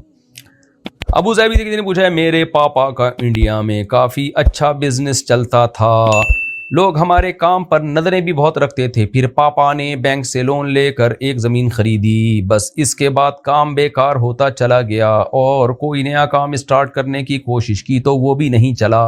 تو ایسی صورت میں کیا کرنا چاہیے بھائی صاحب؟ لوگوں کی نظریں نہیں لگی, بینک سے سودی قرضہ لینے کی شاید نحوست نہ ہوئی ہے. اب پاپا سے کہیں کہ توبہ کریں بینک سے آئندہ لون لینے کے لیے اور پھر محنت کریں, شاید توبہ استغفار کی برکت سے وہ جو بے برکتی ہے وہ ختم ہو جائے اور آئندہ بینک سے کبھی لون نہ لیں اور بینک کا لون بغیر سود کے کوشش کریں جلد سے جلد ادا ہو. تو اور محنت کریں, دعائیں کریں. سلطان لاہور سے, آج کل سعودی عرب نے بغیر محرم کے بھی حج پر جانے کی اجازت دے دی ہے, تو کس طرح بغیر محرم کے حج پہ جانا جائز ہو جائے گا کیونکہ حاکم کی طرف سے اجازت مل گئی ہے؟ نہیں جی جائز نہیں ہے, نبی کی طرف سے اجازت نہیں ہے عورت کو بغیر محرم سفر کرنے کی, اتنا لمبا اور اتنے دن گزارنے کی. ہاں کوئی بوڑھی عورت ہو, ایجڈ ہو, وہ گروپ میں چلی جائے اس کی گنجائش دی جا سکتی ہے, لیکن جوان عورت کے لیے جائز نہیں ہے. پاکستان سے کسی نے پوچھا میری شادی کو 5 سال ہوئے ہیں, سب کچھ ٹھیک چل رہا تھا لیکن اچانک سے میری امی کو میری بیوی اچھی نہیں لگ رہی. اچانک سے کیسے ہو گیا؟ اور میری امی چاہتی ہیں کہ میں الگ ہو جاؤں, اور دوسری طرف میری بیوی نے کبھی میری امی کے ساتھ کوئی بدتمیزی نہیں کی, بس چھوٹی چھوٹی باتوں کو لے کر گھر میں جھگڑا ہو جاتا ہے. میں اپنے گھر کا بڑا بیٹا ہوں لیکن اس ٹینشن سے تنگ آ چکا ہوں, میں اور میری بیوی پریشان ہیں, کیا میں اپنے والدین سے الگ ہو سکتا ہوں؟ جی ہو جانا چاہیے ایسی صورت میں الگ. ماں باپ کی خدمت کرتے نا بیگم کو, پھر اماں سے الگ رکھیں اگر ایسی ٹینشن ہو رہی ہے تو.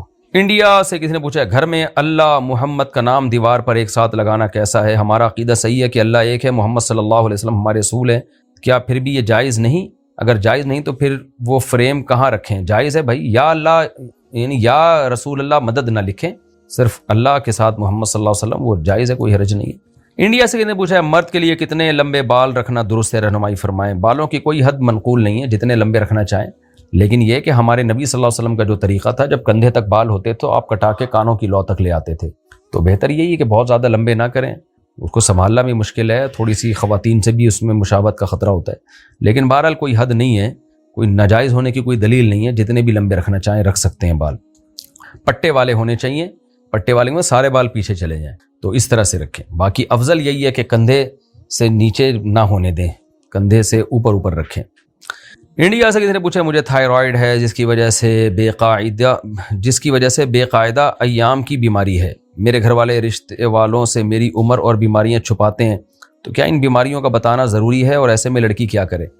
آج کل لڑکی والے سبھی عمریں چھپا رہے ہیں, تو میں لڑکوں سے کہتا ہوں بھائی یہ دماغ سے نکال دو کہ لڑکی والے عمر صحیح بتائیں گے. آپ لڑکی دیکھو, پسند آ رہی ہے تو کرو, عمر میں مت پڑو, پسند نہیں آ رہی ہے تو مت کرو. اگر آپ کو دیکھنے میں لگ رہا ہے ایج زیادہ ہے اور آپ کے لیے اس میں اٹریکشن نہیں ہے تو مت کرو, کیونکہ یہ مسئلہ تو کامن ہو چکا ہے, سب نے ہی غلط عمریں بتانی ہوتی ہیں. تو اب کون کس کس کو بیٹھ کے سمجھاتا رہے؟ تو لڑکے کو چاہیے کہ وہ دیکھے لڑکی کو, سمجھ میں آ رہی ہے ٹھیک ہے, نہیں آ رہی ہے تو نہیں ٹھیک ہے. باقی تھائرائیڈ کا مسئلہ ہے تو وہ مسئلہ اگر اتنا بہت زیادہ خطرناک ہو گیا ہے کہ بہت ہی وہ کوئی عیب ہے تو پھر تو نہیں چھپانا چاہیے، بتانا چاہیے. لیکن اگر یہ کوئی مسئلے سے کوئی ایسی میاں بیوی کی زندگی پہ کوئی خاص فرق نہیں پڑتا، چھوٹی موٹی گڑبڑیں تو ہر جگہ ہی ہوتی ہیں، تو پھر ایسی صورت میں نہیں بتانا چاہیے، کوئی حرج نہیں ہے اس میں.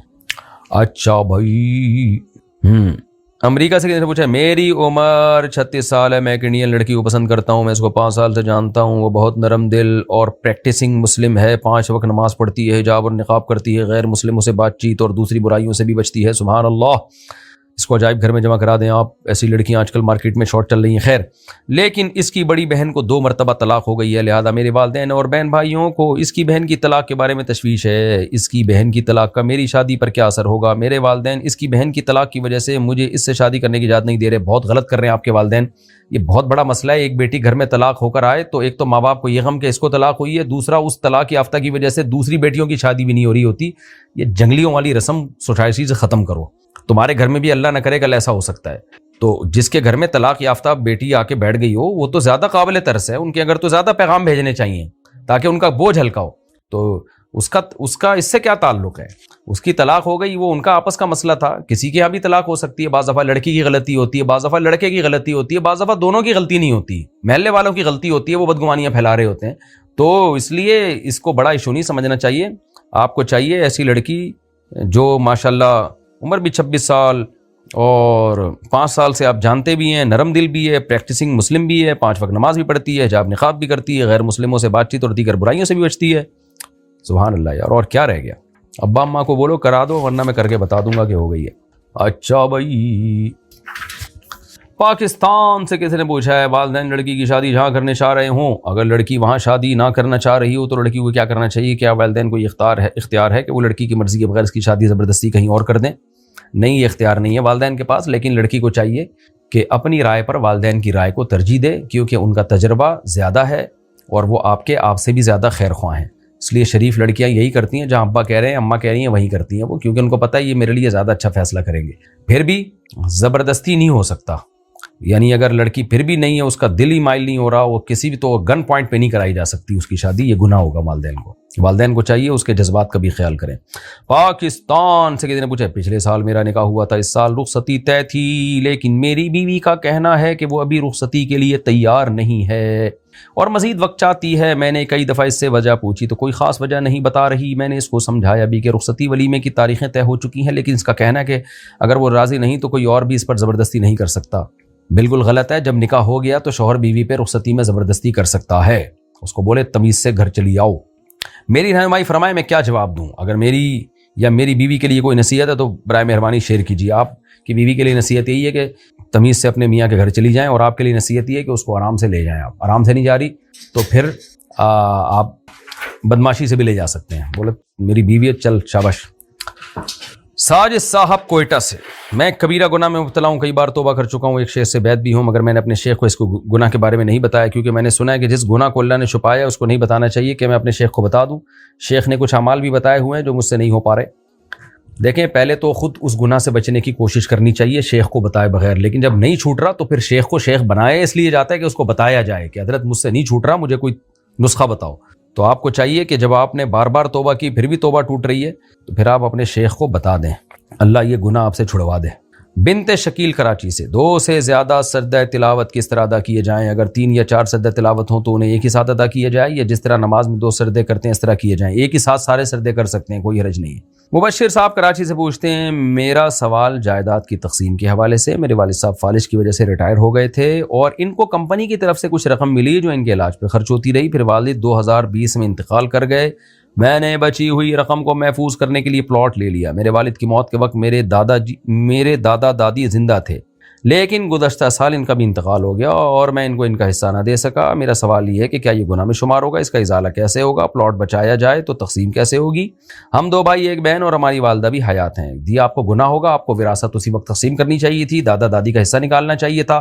اب چونکہ دادا دادی بھی فوت ہو چکے ہیں تو آپ دادا دادی کا جو شرعی حصہ ہے وہ دادا دادی کے وارثوں میں تقسیم کر دیں، اور جو والد کا حصہ ہے، جو آپ کا حصہ تھا، وہ ان ورثہ میں تقسیم کر دیں. اور اس کے لیے پوری ڈیٹیل آپ لکھ کے بھیجیں گے تو فتویٰ دے دیا جائے گا آپ کو. تو چاہے تو جامع رشید بھیج دیں، چاہے تو ہمارے یہاں بھیج دیں الفلاحیہ مسجد، میرے ایڈریس پہ آپ بھیج دیں. اپنا سوال ڈال کے وارثوں کی تفصیل لکھ کے تو آپ کو بتا دیں گے. باقی پلاٹ کیسے تقسیم ہوگا تو سب رشتہ گھر والوں کو بٹھا دیں, بھائی اس کا اتنا اتنا حصہ بنتا ہے, اب آپ بتاؤ پلاٹ کو رکھنا ہے یا بیچ کے. اگر سب کہتے ہیں بیچ دو تو بیچ دیں, نہیں کہتے بیچو تو پھر پلاٹ کو تقسیم کر دیں, یا ایک وارث پلاٹ خرید لے سب سے, یا 2 آدمی مل کے خرید لیں اور باقی جو رقم ہے پھر وہ تقسیم کر دیں. تو بہت سارے طریقے ہو سکتے ہیں. احمد صاحب کشمیر سے, کیا ہر نماز سے پہلے استنجا کرنا ضروری ہوتا ہے یا صرف وضو کر لے تو نماز ہو جائے گی؟ بھائی نماز سے پہلے استنجا فرض نہیں ہے, وضو فرض ہے. نعیم جان لنڈی سے, کیا شوہر بیوی کو اکیلے میں طلاق دے لیکن کوئی گواہ نہ ہو تو طلاق ہو جائے گی؟ جی ہو جائے گی, اکیلے میں بھی ہو جاتی ہے, گواہ کا ہونا ضروری نہیں ہے. محمد طلحہ پاکستان سے, کیا الکوہلک پروڈکٹس استعمال کر سکتے ہیں جیسے الکوہل والے پرفیوم, صابن, شیمپو, کیا یہ سب استعمال کرنے سے نماز ہو جائے گی یا نہیں؟ ہو جائے گی نماز. محمد فریاد دبئی سے, اسلام میں مکروہ کھانے کا کیا تصور ہے؟ میرے دوست سے جب بھی اس موضوع پر گفتگو ہوتی ہے تو وہ کہتے ہیں اسلام میں مکروہ کا کوئی تصور نہیں ہے, چیز یا تو حلال ہوتی ہے یا پھر حرام. مہربانی فرما کر اس کی وضاحت کر دیں, اگر کوئی حدیث کا حوالہ موجود ہے تو ضرور بتائیں. مکروہ کا تصور کب سے شروع ہوا؟ کسی کھانے کی چیز کو کیسے مکروہ کہا جا سکتا ہے؟ اس کا معیار کیا ہوگا؟ اس کا تعین کیسے کیا جائے گا؟ آپ کے جو دوست ہیں انہوں نے چونکہ باقاعدہ پراپر دین کا علم حاصل نہیں کیا, اس لیے وہ کہہ رہے ہیں مکروہ وکروہ کچھ نہیں ہوتا. دیکھیں کچھ حدیث میں آتا ہے الحلال بین والحرام بین, کچھ چیزیں حلال ہیں کچھ حرام ہیں, حدیث میں واضح ہیں.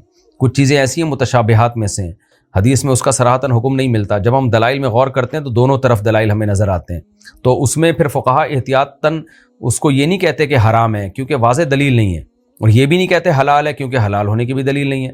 تو ایسی چیزوں کے لیے پھر فقہا نے ایک اصطلاح ایجاد کی ہے کہ مکروہ, ناپسندیدہ, ایوائڈ کیا جائے گا. اس پھر مکروہ کی بھی 2 قسمیں ہیں, کچھ چیزیں ایسی ہیں کہ اس سے بچنا بہتر ہے, کچھ چیزیں ایسی ہیں کہ اس سے بچنا واجب ہے. تو یہ اصطلاحات ہیں جو فقہا کی ایجاد کردہ ہیں. تو یہ چیزیں نبی کے دور میں بھی موجود تھیں, ٹرم نہیں تھی, تو اس کو آسان کرنے کے لیے فقہا نے ایک ٹرم ایجاد کر لی ہے. تو اصطلاحات میں لا مشاہۃ فی الاصطلاح, اصطلاحات تو کسی بھی قوم کی ہو سکتی ہیں. تو مکروہ, کیونکہ اگر آپ اس کو مکروہ نہیں کہتے تو پھر حرام کہوگے, تو سوال پیدا ہوتا ہے حرام ہونے کی تو کوئی دلیل نہیں ہے. پھر آپ کہوگے حلال ہے, تو بھائی حلال ہونے کی بھی دلیل نہیں ہے. تو اس لیے اس میں پھر احتیاط کے پہلو کو دیکھا جاتا ہے.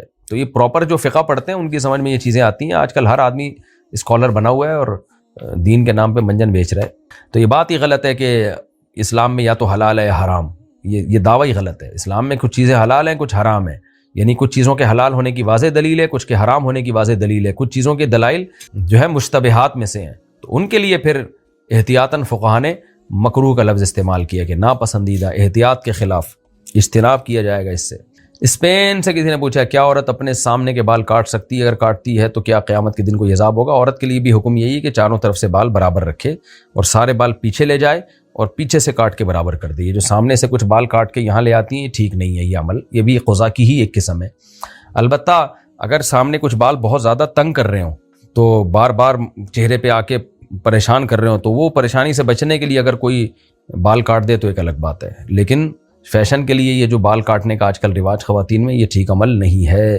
پاکستان سے کسی نے پوچھا, شرابی لڑکے سے نکاح جائز ہے یا نہیں؟ بھائی دیندار لڑکے سے نکاح کرو, شرابی سے کیوں کر رہے ہو؟ نکاح تو ہو جائے گا اور لیکن آگے بڑے فسادات ہوں گے, تو اس نکاح کو اپریشیٹ نہیں کیا جا سکتا. شراب پی کے تو کوئی کچھ بھی کر سکتا ہے, طلاقیں بھی دے سکتے ہیں, چاقو بھی مار سکتا ہے, کچھ بھی کر سکتا ہے. ایوائڈ کرنا چاہیے, آگے بچوں پہ اثرات آئیں گے. بچے اب جب باپ کو شراب پیتا دیکھیں گے تو وہ بھی پیئیں گے, پھر بہت زیادہ امکان ہے اس بات کا. پاکستان سے مجھے, میرا ایک دوست باہر کے ملک میں رہتا ہے اور وہ شادی شدہ ہے اور اس کی بیوی 3-4 لڑکوں سے فون پہ بات کرتی ہے. سبحان اللہ, اوئے ہوئے ہوئے, اور بیہودہ تصویریں بھی سینڈ کرتی ہے. میرے دوست کو اس بارے میں پتہ چل گیا ہے, اس کے پاس واٹس ایپ میسج کی ریکارڈنگ بھی ہے, تصویریں بھی ہیں جو اس نے لڑکوں کو سینڈ کی ہیں. میں آپ کو بہت سنتا ہوں, اس لیے مجھ سے اس نے درخواست کی ہے کہ مفتی صاحب سے اسلامی مسئلہ پوچھ کر بتاؤ, ہمارا اسلام اس بارے میں کیا کرتا ہے, اس کو چھوڑ دوں یا معاف کر دوں؟ یہ آپ کی مرضی ہے, چھوڑیں یا معاف کریں. چھوڑیں گے تو کوئی گناہ نہیں ہوگا, تو کوئی اس میں ناجائز والا کام نہیں ہے. اگر آپ طلاق دینا چاہیں تو دے بھی سکتے ہیں. میں مشورے نہیں دیتا, شرعی مسئلے بتاتا ہوں. شرعی مسئلہ یہ ہے کہ چھوڑ سکتے ہیں, کوئی گناہ نہیں ہے. باقی چھوڑیں یا نہیں چھوڑیں یہ آپ خود فیصلہ کریں. سجاد خان کہتے ہیں جی, آندھرا پردیش سے سجاد خان نے پوچھا ہے, میری بیوی میری بات نہیں سنتی. اچھا, اگر وہ کچھ کہے اور میں انکار کروں تو مجھے تنگ کرتی ہے, مجھ سے بات نہیں کرتی اور اچھا برتاؤ نہیں کرتی جب تک میں اس کی بات نہیں مان لیتا. وہ چاہتی ہے کہ میں اس کے مطابق برتاؤ کروں. میں نے کئی بار سمجھانے کی کوشش کی اور اس کے والدین سے بھی مشورہ کیا, لیکن اس کی ذہنیت بھی اپنی بیٹی جیسی ہے, یعنی ساس کی ذہنیت بھی اپنی بیٹی جیسی ہے. جب بھی میں سمجھانے کی کوشش کرتا ہوں وہ کہتی ہے مجھ پر حکمرانی کی کوشش مت کرو, جیسے میں کوئی ظالم ہوں اور میں تمہاری غلام نہیں ہوں. بتائیے میں کیا کروں, آپ ایک اور شادی کر لیں, ٹھیک ہے نا, تو امید ہے انشاءاللہ آپ کی وائف ٹھیک ہو جائے گی. اسے پتا ہوگا کہ جب اس گھر کا ماحول ٹھیک نہیں ہوتا تو ادھر کو کھسکتا ہی ہے, تو اس لیے وہ کوشش کرے گی کہ ادھر کا ماحول ٹھیک کر لو. محمد ابراہیم حیدرآباد انڈیا سے, کوئی باپ اگر غصے میں بیٹی کے منہ پر تھوک دے اور بدلے میں بیٹی باپ کی عزت کرنا بند کر دے تو کیا بیٹی کو گناہ ہوگا؟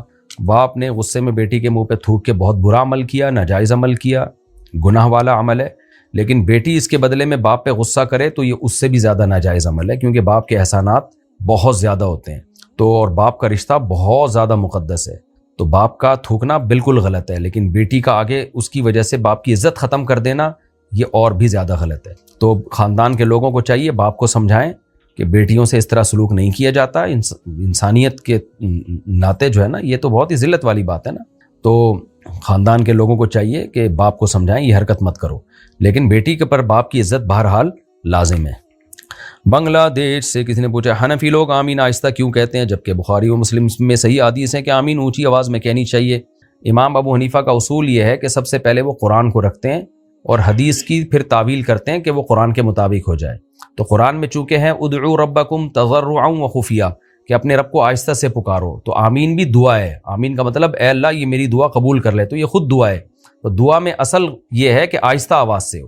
باقی نبی صلی اللہ علیہ وسلم سے جو زور سے آمین کہنا ثابت ہے, تو ہم کہتے ہیں احیانا نبی نے زور سے آمین کہی ہے, جیسے کہ نبی سے ظہر کی نماز میں زور سے قرات بھی ثابت ہے تعلیم کے لیے, تاکہ لوگوں کو پتہ چل جائے میں کیا پڑھ رہا ہوں. تو نبی نے زور سے آمین اس لیے کہی تاکہ لوگوں کو پتہ چل جائے کہ میں آمین یہاں پہ کہتا ہوں. تو اب نبی دنیا سے چلے گئے تو اب تعلیم کی ضرورت نہیں ہے, تو اب اصل حکم ہی کی طرف حکم لوٹے گا, وہ یہی ہے کہ آہستہ آمین کہی جائے گی, کیونکہ دعا میں سر افضل ہے, قرآن سے پتہ چلتا ہے. تو ہر ایک کے اپنے اپنے دلائل ہوتے ہیں, ہر ایک کے اپنے اصول ہوتے ہیں. امام شافعی رحمہ اللہ کا یہ اصول ہے کہ نہیں بھئی حدیث میں آ گیا تو ہم وہ عمل کریں گے. امام حنیفہ کا اصول یہ ہے کہ بھئی حدیث کو قرآن کے مطابق اس کی تعویل کی جائے گی. تو اصول میں اختلاف ہونے کی وجہ سے مسائل میں اختلاف ہوتا ہے. تو سارے ائمہ ہمارے لیے قابل احترام ہے, لیکن کسی ایک پہ طنز کرنا, جیسے کہ ہمارے بعض اہل حدیث بھائی طنز کر رہے ہوتے ہیں کہ احناف جو ہے حدیثوں کو نہیں مانتے. اور بھائی اگر آپ ہم پہ طنز کر رہے ہو تو ہم آپ پہ طنز کر سکتے ہیں کہ آپ قرآن کی اس آیت کو نہیں مانتے. تو بہتر یہی ہے کہ طنز چھوڑ دیں, آپ دونوں کے دلائل کا احترام کریں, کہ ہم ان پہ طنز نہ کریں اور وہ ہم پہ طنز نہ کریں. ہم ان کے بارے میں کہیں یار وہ بھی جو ان کی سمجھ میں آتا ہے وہ سنت کو اس طرح سے فالو کرتے ہیں, جو ہماری سمجھ میں آتا ہے ہم اس طرح سے فالو کرتے ہیں. دونوں کا مقصد اللہ کی رضا ہے. تو اس لیے ہم چاروں اماموں کو برحق سمجھتے ہیں, اور لیکن چاروں کے اپنے اپنے اصول ہیں جس کی وجہ سے مسائل میں اختلاف ہوتا ہے. تو امام صاحب کا اصول یہی ہے کہ متواتر کو اور یقینی اس دلیل کو اوپر رکھا جائے گا, اور جو خبر واحد ہوگی اس میں تعویل کی جائے گی.